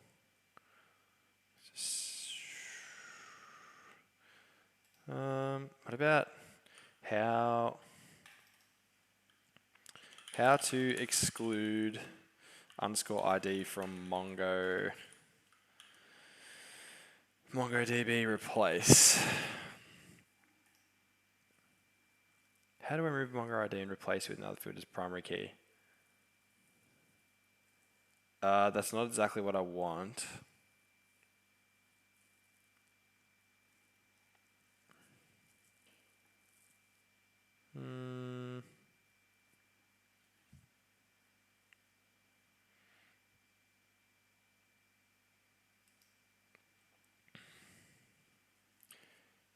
C# can be useful for other than games. C# really good for heaps of things web related. Building web APIs is a really good use case.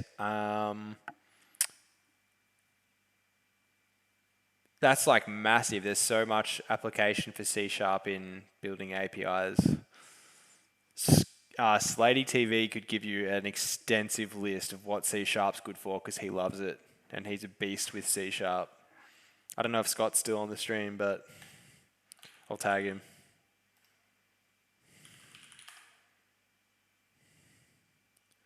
Yeah, absolutely. That's one of the languages I started with for backend using C# so it's called like .NET, like this. It's kind of similar to Java and like you can build APIs with it, that kind of thing.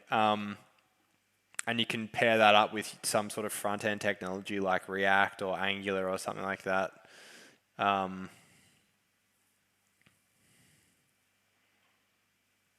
Yeah, I mean you can use it for front-end as well. There's this thing called Blazor,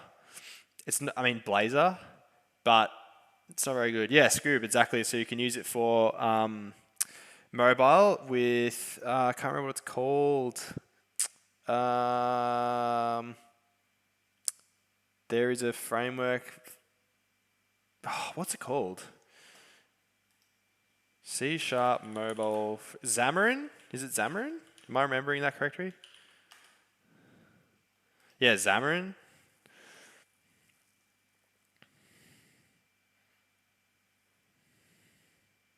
Yeah. Are you thinking about learning C#, Mustafi? Because if you are, you can ask lots of questions in this Discord community and we'll be able to help for sure. Like .NET Web API.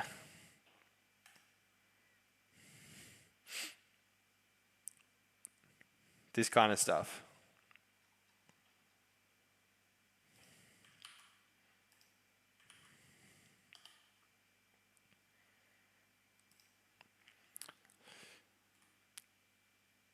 I do love it for web dev. That was my first job. Was a full stack developer using React and .NET Core. The memories.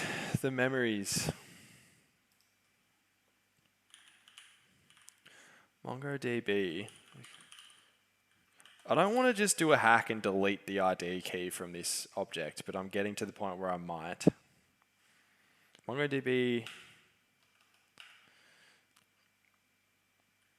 after applying update, the ID was found to have been altered.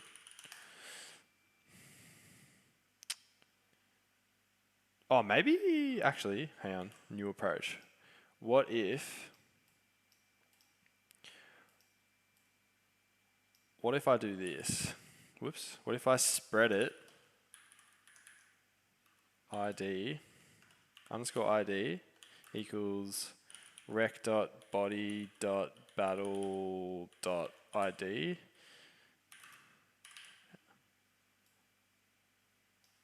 Object. Oh, far out. Whoops. object ID. And spread the rest.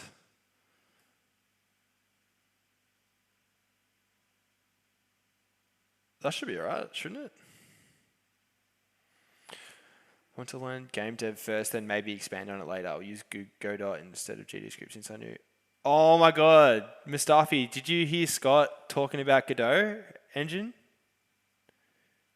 Use Godot instead of GDScript since I know C#. I'm sure I can learn later. That's so interesting because I'm thinking of doing some. When I figure out what to build, I might do some night streams, like an hour or two, doing some game dev, either in Godot or Unity. Have you heard of Unity? Because that's also C#.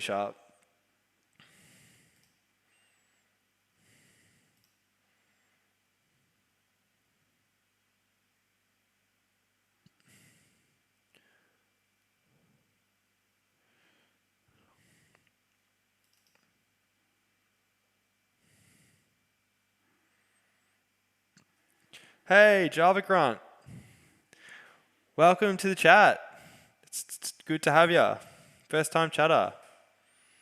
Everyone say g'day to Java Grunt. If you're interested in getting involved in our little community that we're building, feel free to join the Discord server. We're always looking for more people who are interested in dev. Kansas City. Hell yeah. That's so good. Man, what time would it be for you in Kansas? Oh wait, Kansas City. Is that still Kansas? I'm an Australian, so I am so bad at knowing what are states and stuff in America. Kansas City. Oh, Missouri. I'm going to Google map that. Is that okay? Kansas City, Missouri. Well, man, it's great to have you in the stream. Nice, a nice little late night session. I like it. So we have Kansas City. All right, everyone, we're trying to find Java Grunt's house. Everyone take guesses. Nah, I'm joking. So where's Kansas City in relation to the rest of it? United States, Chicago. Oh, are these the Great Lakes? No.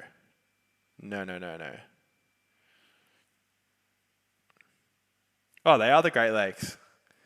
Cool. This is such a cool part of America. How far away by car are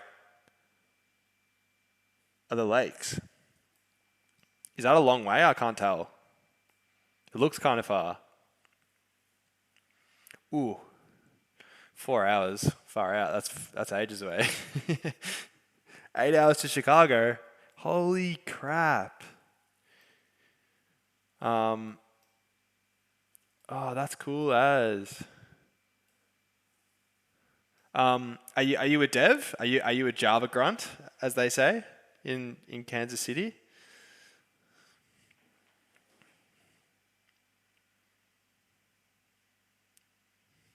You've been a dev since 1999? Is that what you're saying? Or you've been living in Kansas City since 1999?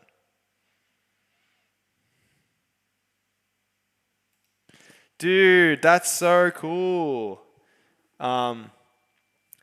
That's what I'm trying to do.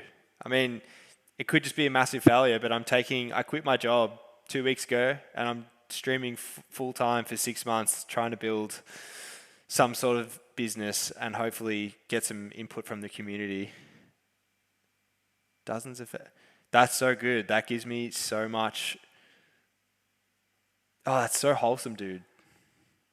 Well, I would really appreciate it if you followed me and then joined our Discord because we always want to learn. Like we've got a couple of really, really cool devs in the chat, particularly Slatey TV. He's a veteran in the C# space, and yeah, that's so awesome.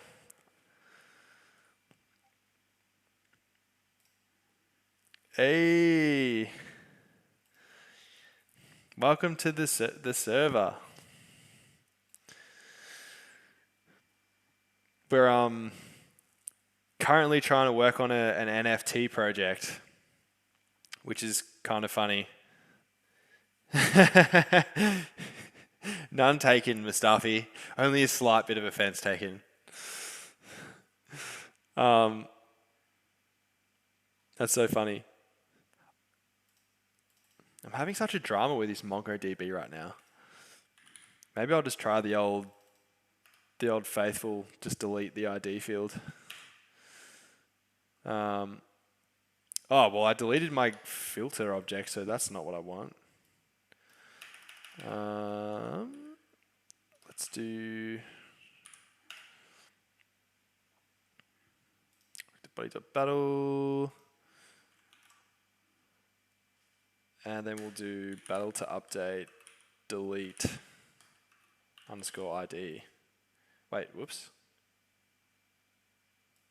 No, delete battle to update dot ID. Is it the ID field? Am I losing my brain? I've used it before, but not API 4. Like they've changed the way you do updating and replacing now since I last used it. So you used to be able to do like a complete update of an object, or like of a document using update 1. But now they've got like the replace one. Are you a Mongo fan? Or are you like an SQL type of guy?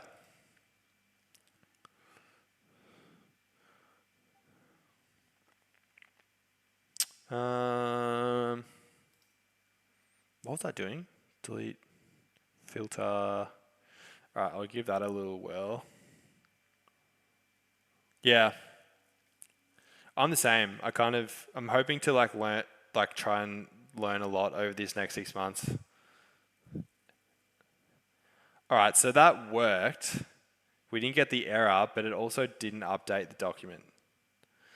So if I just check the database, battles, documents, what sort of field, like what sort of stuff do you dev? Are you sort of like, is there any one industry that you're working in? Whoa, you work for Redis? As in the caching solution?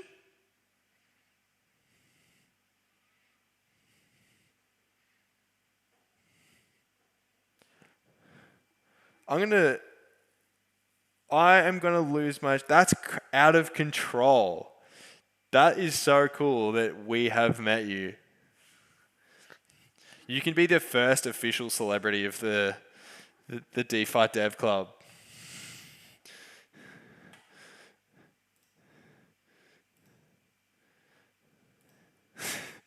That's so funny.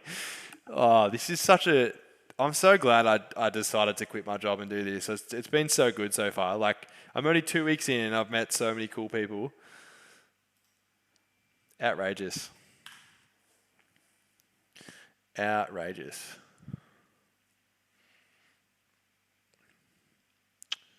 All right, so did anything update? Documents.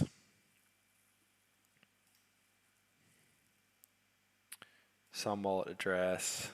Create new battle. Okay, so that didn't update. This has been updated. Interesting. Is battle.id even coming across?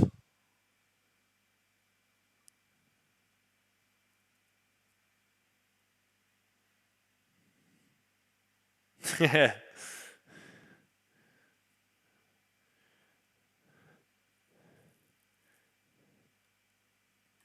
Oh, thanks. That's so nice.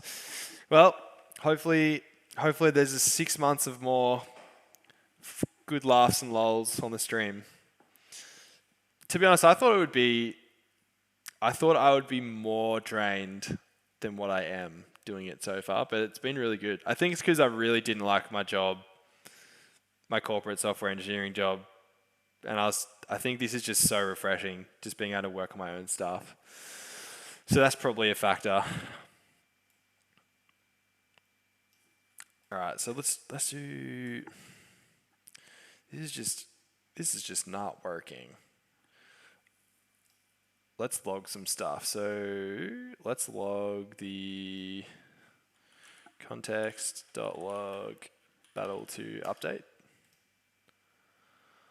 Let's do that for now. All right, so we're getting the ID. That's fine. And this has been updated. Yeah, that's fine. Filter should be fine. Let's just log that as well. Pardon me. Filter.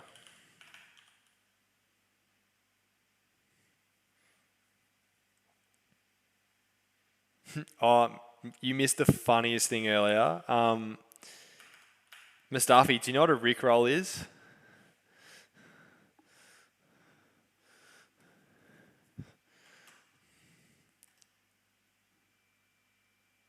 Okay, so new object ID. That's not particularly what I'm trying to do. Why is that giving me that?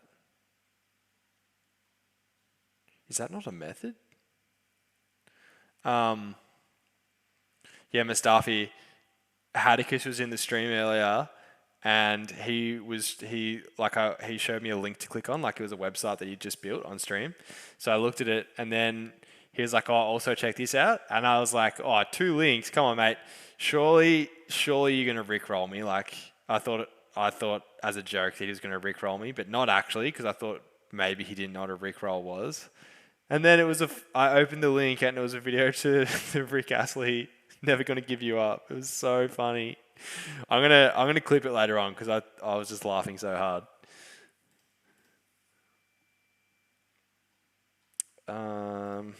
MongoDB object ID. How do they use it?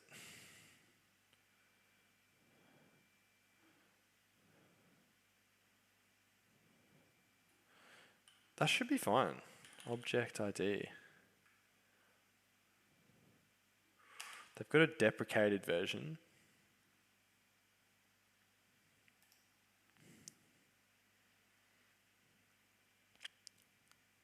Oh, that's awesome. I'm going to find you on Twitter.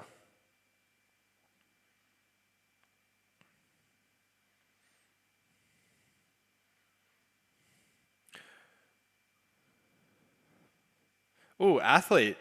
What sort of sports are you into? I'm a avid bodybuilder myself, / weightlifter. Self-proclaimed, of course. But I did notice on your profile it says you're an athlete, so I'm curious.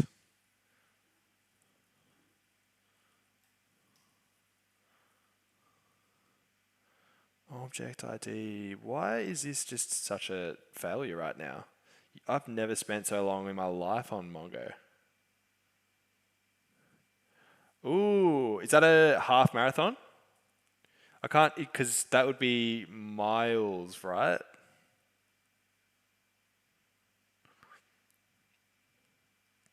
Oh, do you do ultras? Dude, that's sick. Me and my housemate, I've never done an ultra. I've only ever done a marathon. But we also, before the pandemic, we can't do them at the moment because Australia's kind of stuffed, but we're really into triathlons. So, that's awesome. What sort of pace do you run, if you don't mind me asking?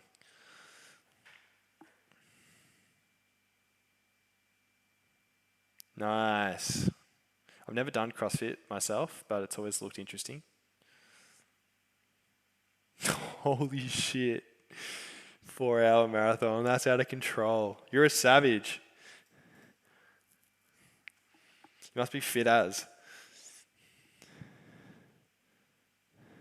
A Clydesdale. Do I need to Google that? If I Google that, will I be put on some sort of FBI list? Oh, okay. Yeah. Dude, 100 kilos running a marathon. That's pretty good, isn't it? Because I weigh 95 kegs at the moment. And that's a pretty quick speed.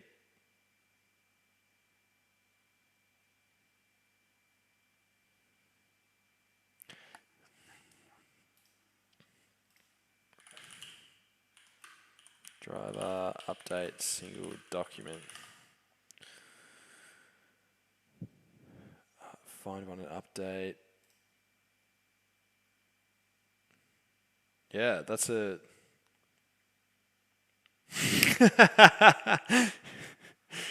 Nice one, Mustafi. Some of your calls are outrageous, but I love them. They're good.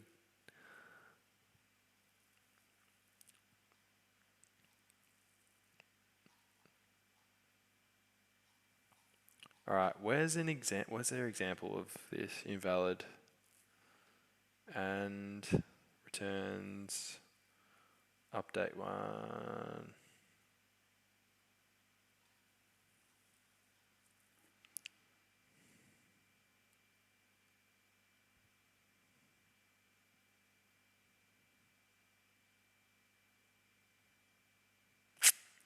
The Twitch schedule, that I can't just mince my words. The Twitch schedule. I'm trying to, so I'm going to be, I usually do a morning stream as well when I can. But I've got the afternoon stream locked in every day because I want to try and hustle as hard as I can for the next 6 months and just see how well we can go.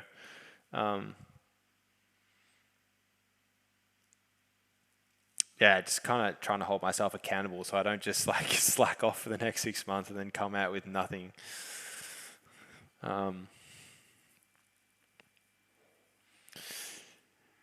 the game plan is, long story short, we've been in lockdown for 2 years essentially where I live, like can't go outside, all that kind of stuff. It's been really shit.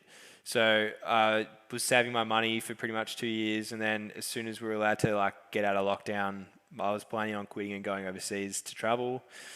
And then I decided actually this is probably a good time to try and start my own business, like because that's kind of like what I want to do. That's like my goal in life is to try and generate my own income somehow.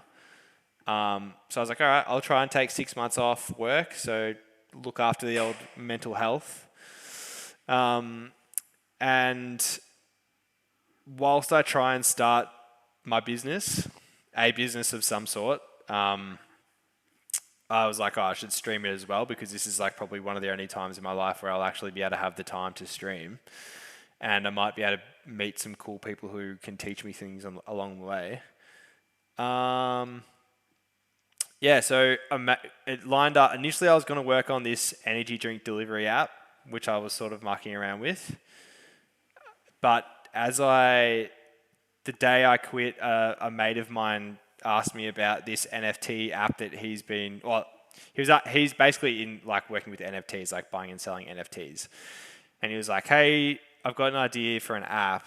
I'm building this community. Can we try and, can we make this app possible? And I was like, yeah, I mean, I have no idea about blockchain and all that kind of stuff, but I'm happy to give it a crack.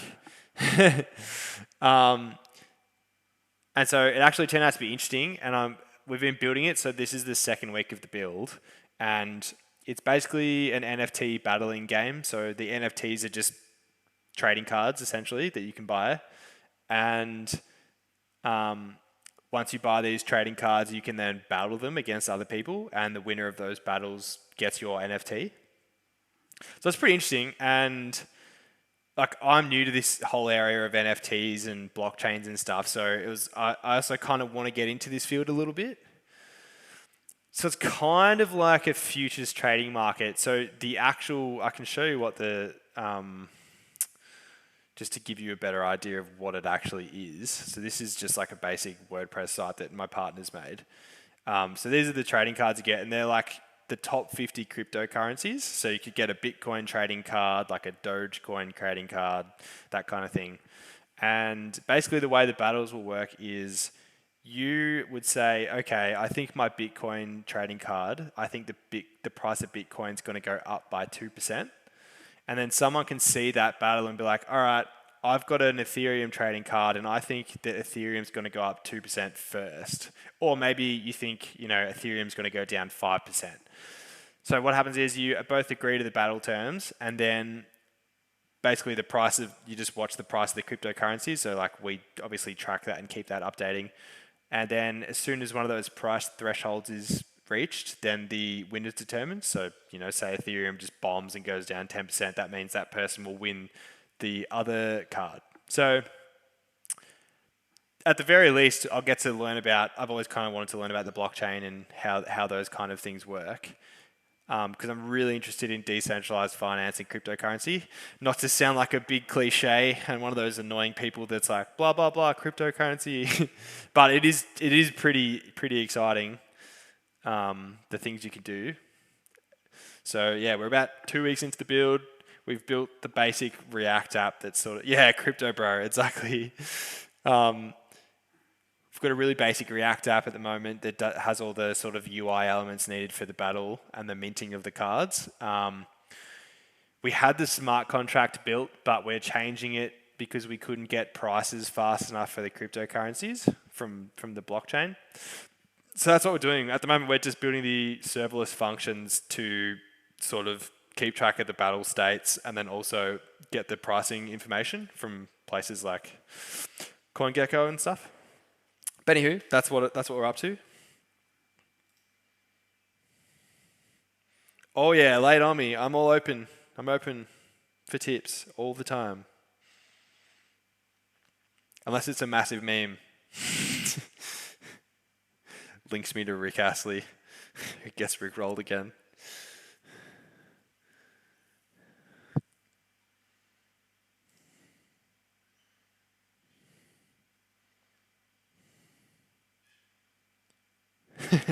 Continuing to hold. That's the tip. Just continue to hold forever.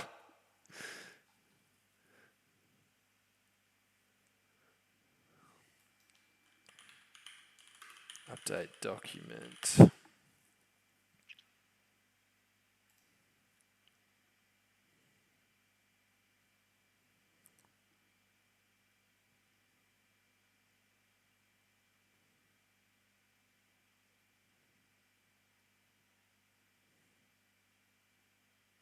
Alright, we're going to do it this way.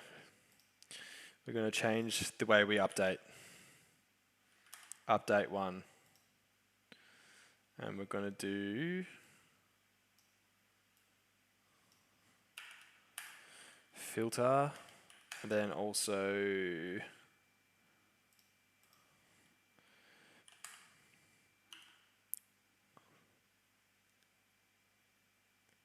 continuing to hold. And we want to set, choose which field names you want to modify and enter the new values accordingly.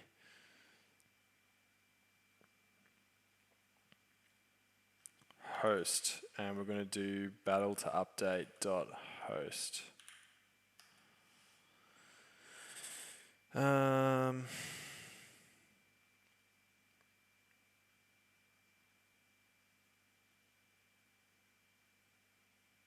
Let's see if that works. I mean, surely that should update.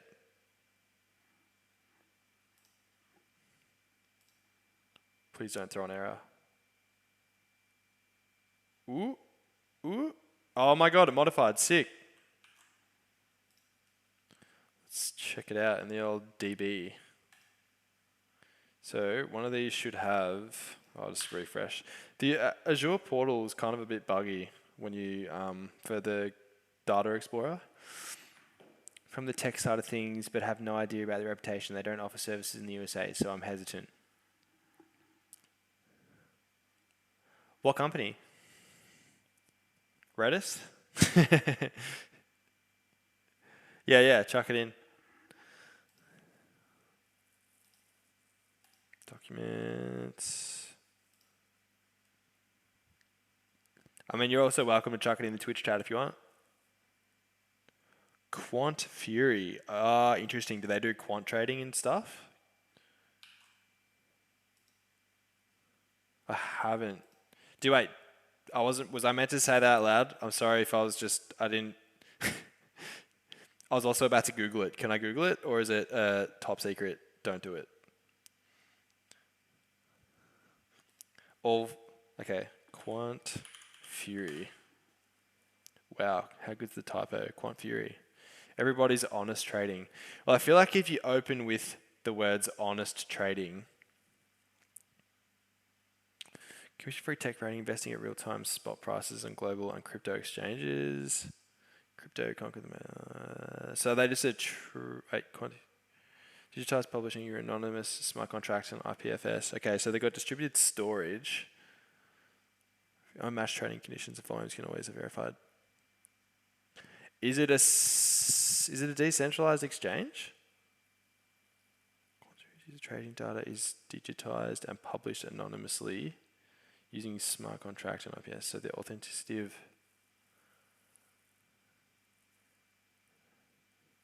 I also love this term, digital natives.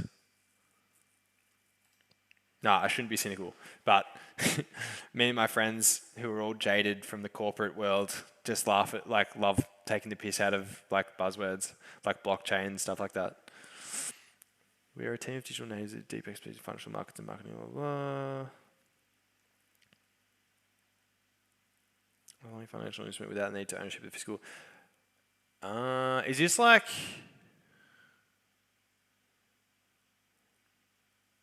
buy sell part of Quant Fury app.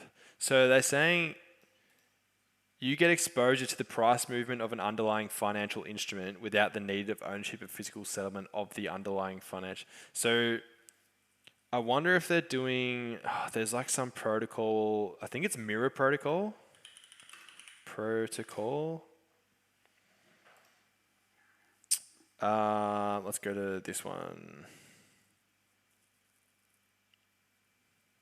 You can see they're using the React router with the shebang. So this is similar. Wait, no, sorry, that's not what I want. Go back. Show me the information about Mirror. Oh, they've just got 2 pages for it? That's pretty weird. Mirror docs. Do they have like a press release? That enables creation of synthetic assets called mirrored assets. And they basically have this, they track the price of real world assets. So you're exposed to the price movements to say like Tesla and stuff without actually having to own Tesla stock. Yeah, without the burden of owning and transacting real assets. And what did Quant Fury say down the bottom? Exposure to price movement of an underlying financial instrument without the need of ownership and physical settlement of underlying financial... Yeah, I think this is kind of the same deal, right? Maybe they're doing it in a different way. I mean, I think, yeah, this is why I love this. This is why, like, because I mean, how cool is that? Like, in decentralized finance, like there's just people smart that have come up with this stuff. It's like, are you kidding? Like, that's so sick. Was this their trading volume or something? Got 30,000 members. Quant Furians, that's a sick name. Yeah, no, that's cool as. Thanks for showing that. I have a friend who'll be super keen on looking at that. He's really into decentralized finance.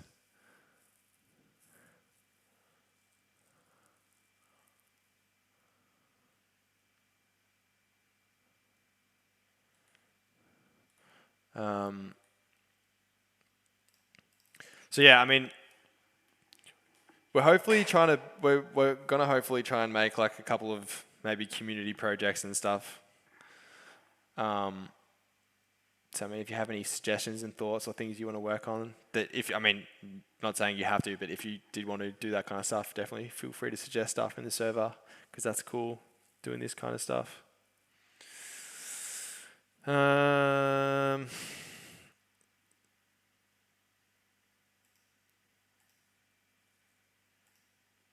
Yeah, that's crazy to me. Like, my second last job, I worked at an investment bank, And I know that the front of house stuff, they're all about optimizations and stuff. They probably used Redis, to be honest. But I never had to work in the like optimization area, so I never like knew about like, you know, the difference between 1 millisecond latency and, you know, 2. It's really interesting though.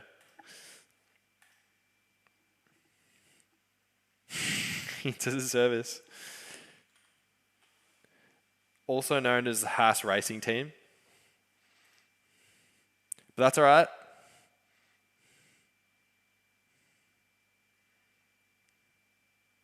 I can imagine. What are the other? What's the other big cache solution? There's Redis, RabbitMQ. Is that a cache? Messaging, no. That's a message queue. Memcached. There's Scoob just creeping in the background. Just quiet for like 1 hour and then out of nowhere.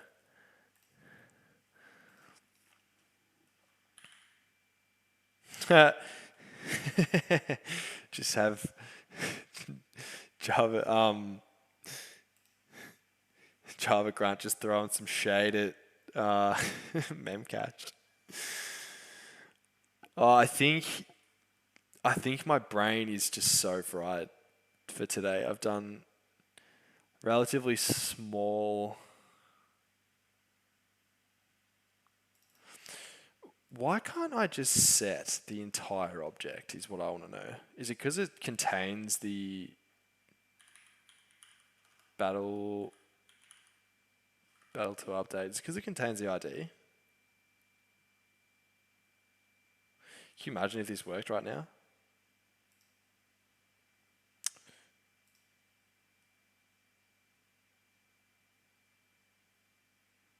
Ooh, performing, yeah.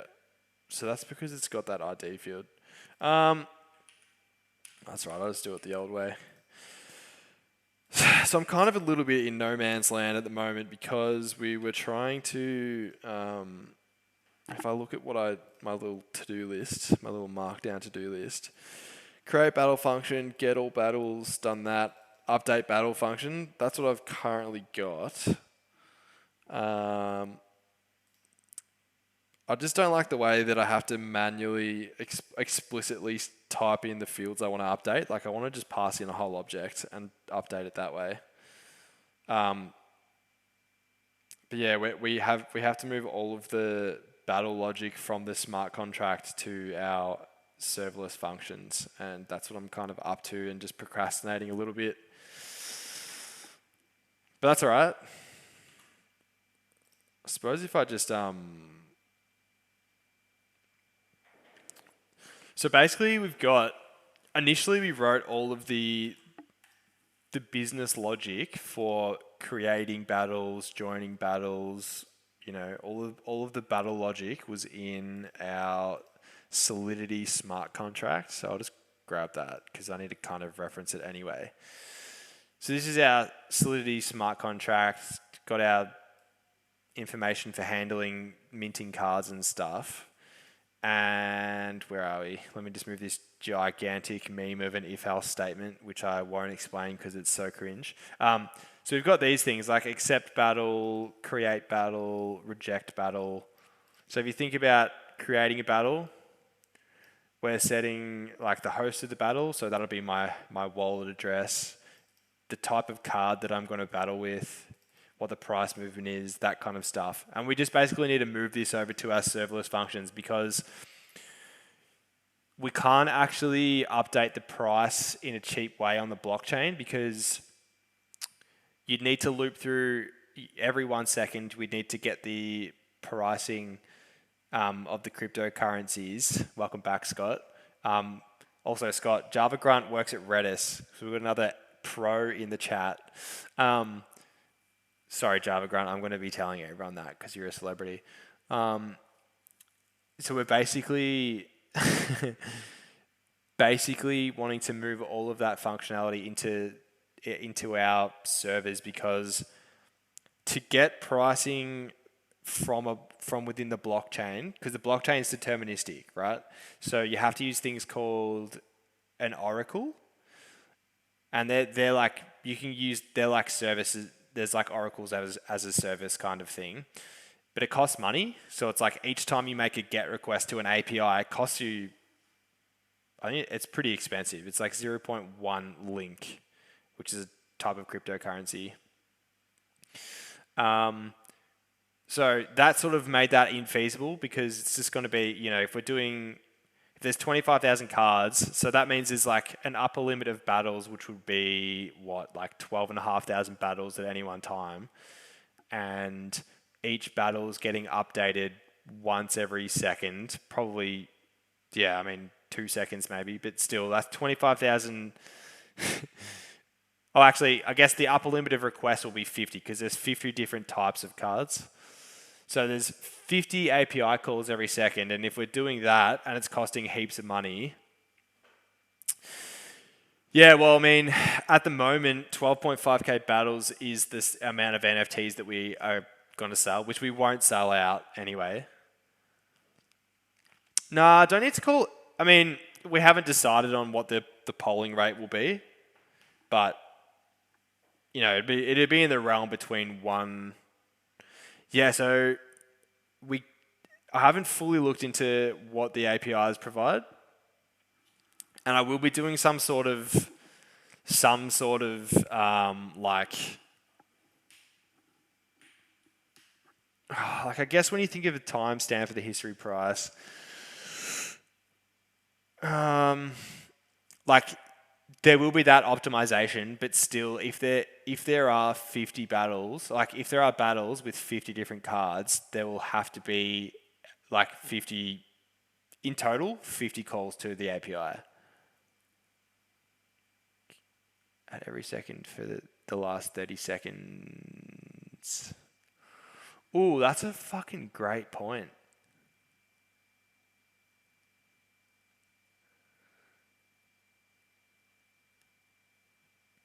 That's a good point. I don't actually know. And I think they have WebSockets.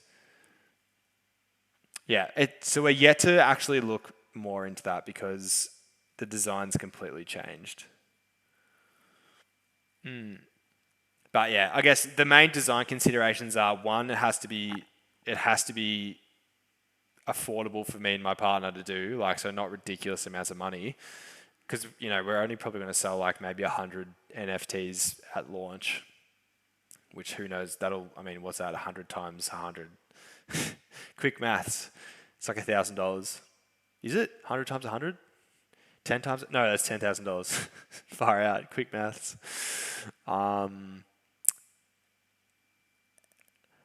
But we need the price to be updated frequently because the players will be looking at like other forms of existing market data, which is updated like very frequently, like every 1 second. And yeah. And when you say, is it undisputable? The answer is yes, because like that's part of the terms of using our platform, is that like it's going off the market data that we're getting. So anyway, that's what I'm currently working on. So I'm just building the basic serverless functions to do that. Yeah, exactly. Man, it's so funny. You should have seen Tom. So Tom's the guy that I'm working with, and he's not like a tech person. Like he's doing his PhD in meteorology, I think. I'll let him know you said hi. He's like came like with big, rose-colored glasses. He's like, oh, we'll have this big interactive graph and it'll be like this amazing thing. And I was just like, whoa, really? In the expectations for MVP, we're gonna have like, we're cutting out all this useless stuff, which is like, maybe 2 years down the track. Just your classic. All right, so.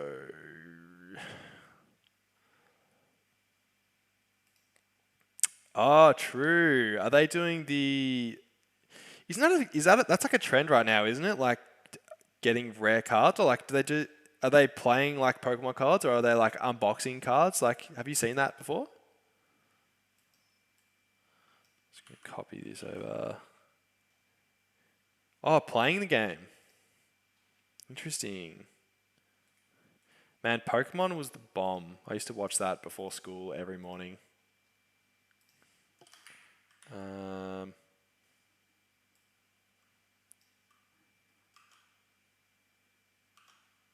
So I'm going to leave that in here as just as a reference to the data model.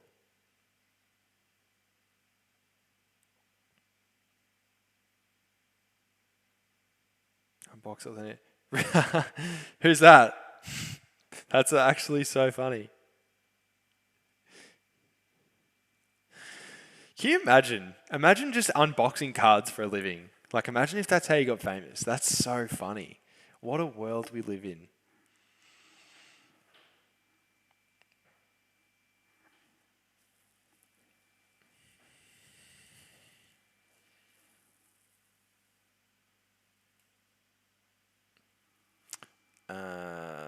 Oh, actually, this is going to be needed in the update function, because this is what we care about.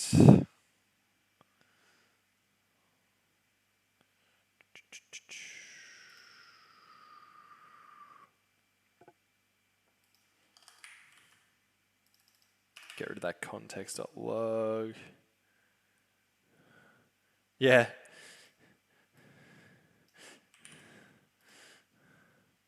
All right, so we want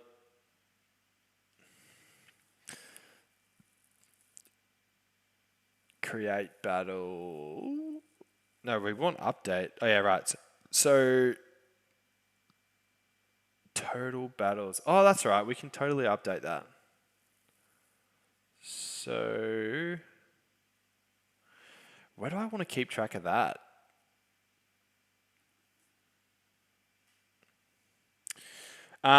Depends on the project. For this, no, because there's a lot of proof of concepting stuff that I had to figure out, / am still figuring out. So I didn't want to spend the time writing the tests, even though arguably it probably end up taking the same amount of time. But when we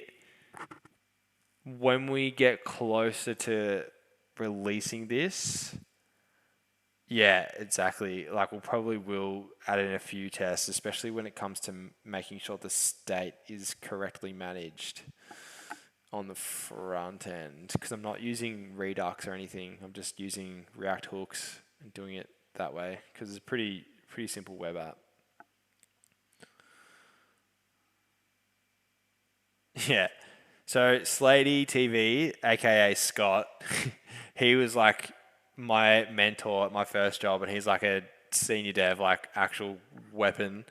And he's seen me do everything the hard way pretty much for as long as I've been a dev.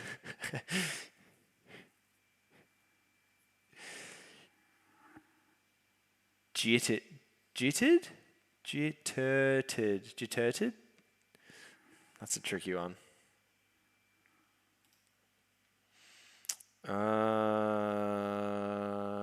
Okay.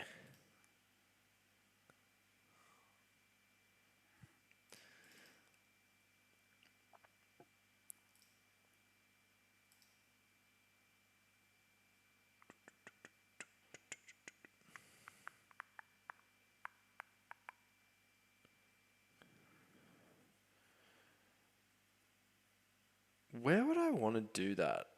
Oh, actually, that'll be a different collection. Need a collection for that. Battle. Oh, no, wait. Total battles. I don't have to keep track of total battles because this is an actual database. Yeah, always. If this encourages anyone to do extra stuff, then by all means, stream. Oh, hey, Scott, you missed it before. Who was it? Mustafi was talking about doing... He was asking what C# would be good for, and he was talking about... I don't know if you were here for that, but he was talking about getting into doing some Godot. Yeah, right? And I was like, oh, I talked to Scott. He's like literally the salesperson / spokesperson for C#. But I reckon he'd watch your stream if you did some Godot stuff. I did look it up. I spent some time yesterday looking at the Godot. Game engine. It looks pretty good. I like that it was only tiny. Like it's only like 50 megabytes download and install, I think. Like real tiny. Yeah, I don't know. I feel like for me, Unity is probably the way to go, just because well, actually, hang on, wait. So the one criticism that kind of put me off Godot was that they were saying the experience for 3D, like working in 3D, was kind of lame. When do you want me to stream teach you?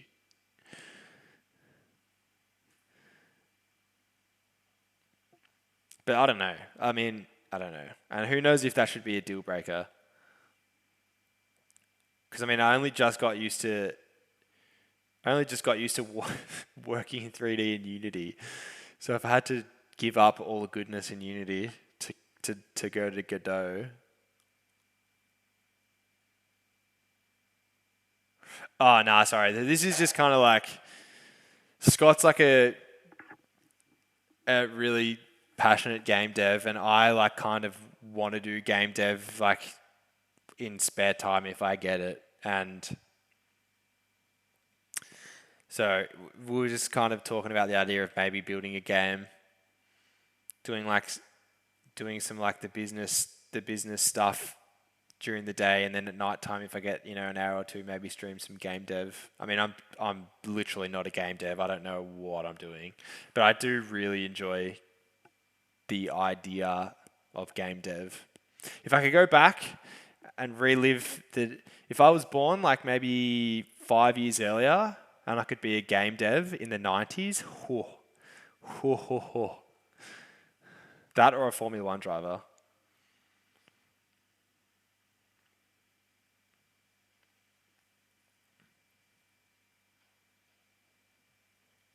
Yeah. Yeah, I guess like it doesn't, at the end of the day, it doesn't really matter what game engine I use. Like I still suck.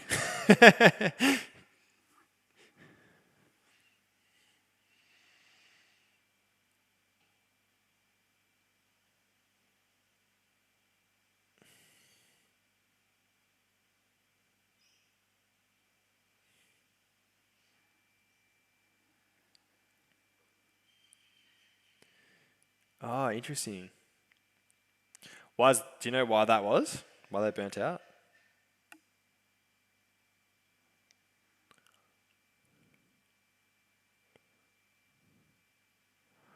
Oh, sick. I didn't know you streamed. Let me chuck you a follow. What sort of game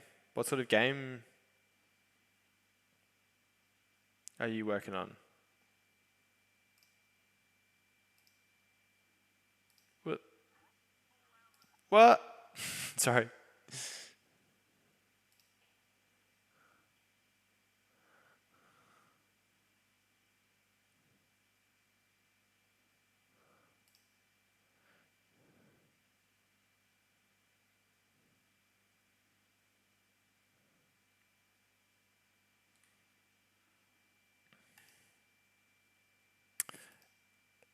Yeah, that's another thing. Like for me, like if I was going to be a game dev, like it would be I want to make my own company and do it. But obviously that's so tricky to do.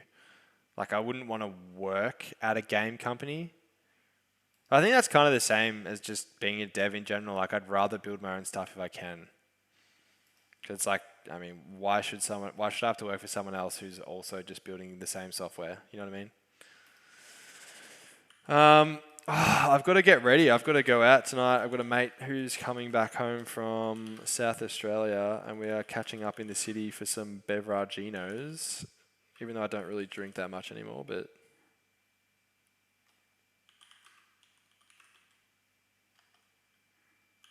git commit, update battle function, git push origin main. And also, I say this every day, but just being able to push straight to master with no consequences, such a good feeling. Such a good feeling. All right, Scott. I'll see you around. I'm also going to finish up the stream here if anyone's still in the chat. Yeah, I mean, I only have one environment at the moment, which is technically dev. But yeah, like, I mean, it just when this pipeline finishes running, it's just available. Like, there's no tests that'll break it or anything like that, so I could push broken code. Yeah, so it is production, but it's the app service plan's on a pretty low tier. So yeah, like the React app gets straight to prod. So does the infrastructure code. It's all happening. Well, again, thanks for hanging out on the stream. It's really good to have another keen, passionate person. And I'd love to talk about Raspberry Pi soon. I'll have to show the Formula One steering wheel project me and my housemates were working on. Ooh, Kubernetes on Raspberry Pi. Far out. That's out of control. Yeah, let me next time we stream. Be keen to hear about it. Oh, Stream Deck. That'll be so handy versus these hotkeys I'm using. Anywho, thanks again, everybody. I will see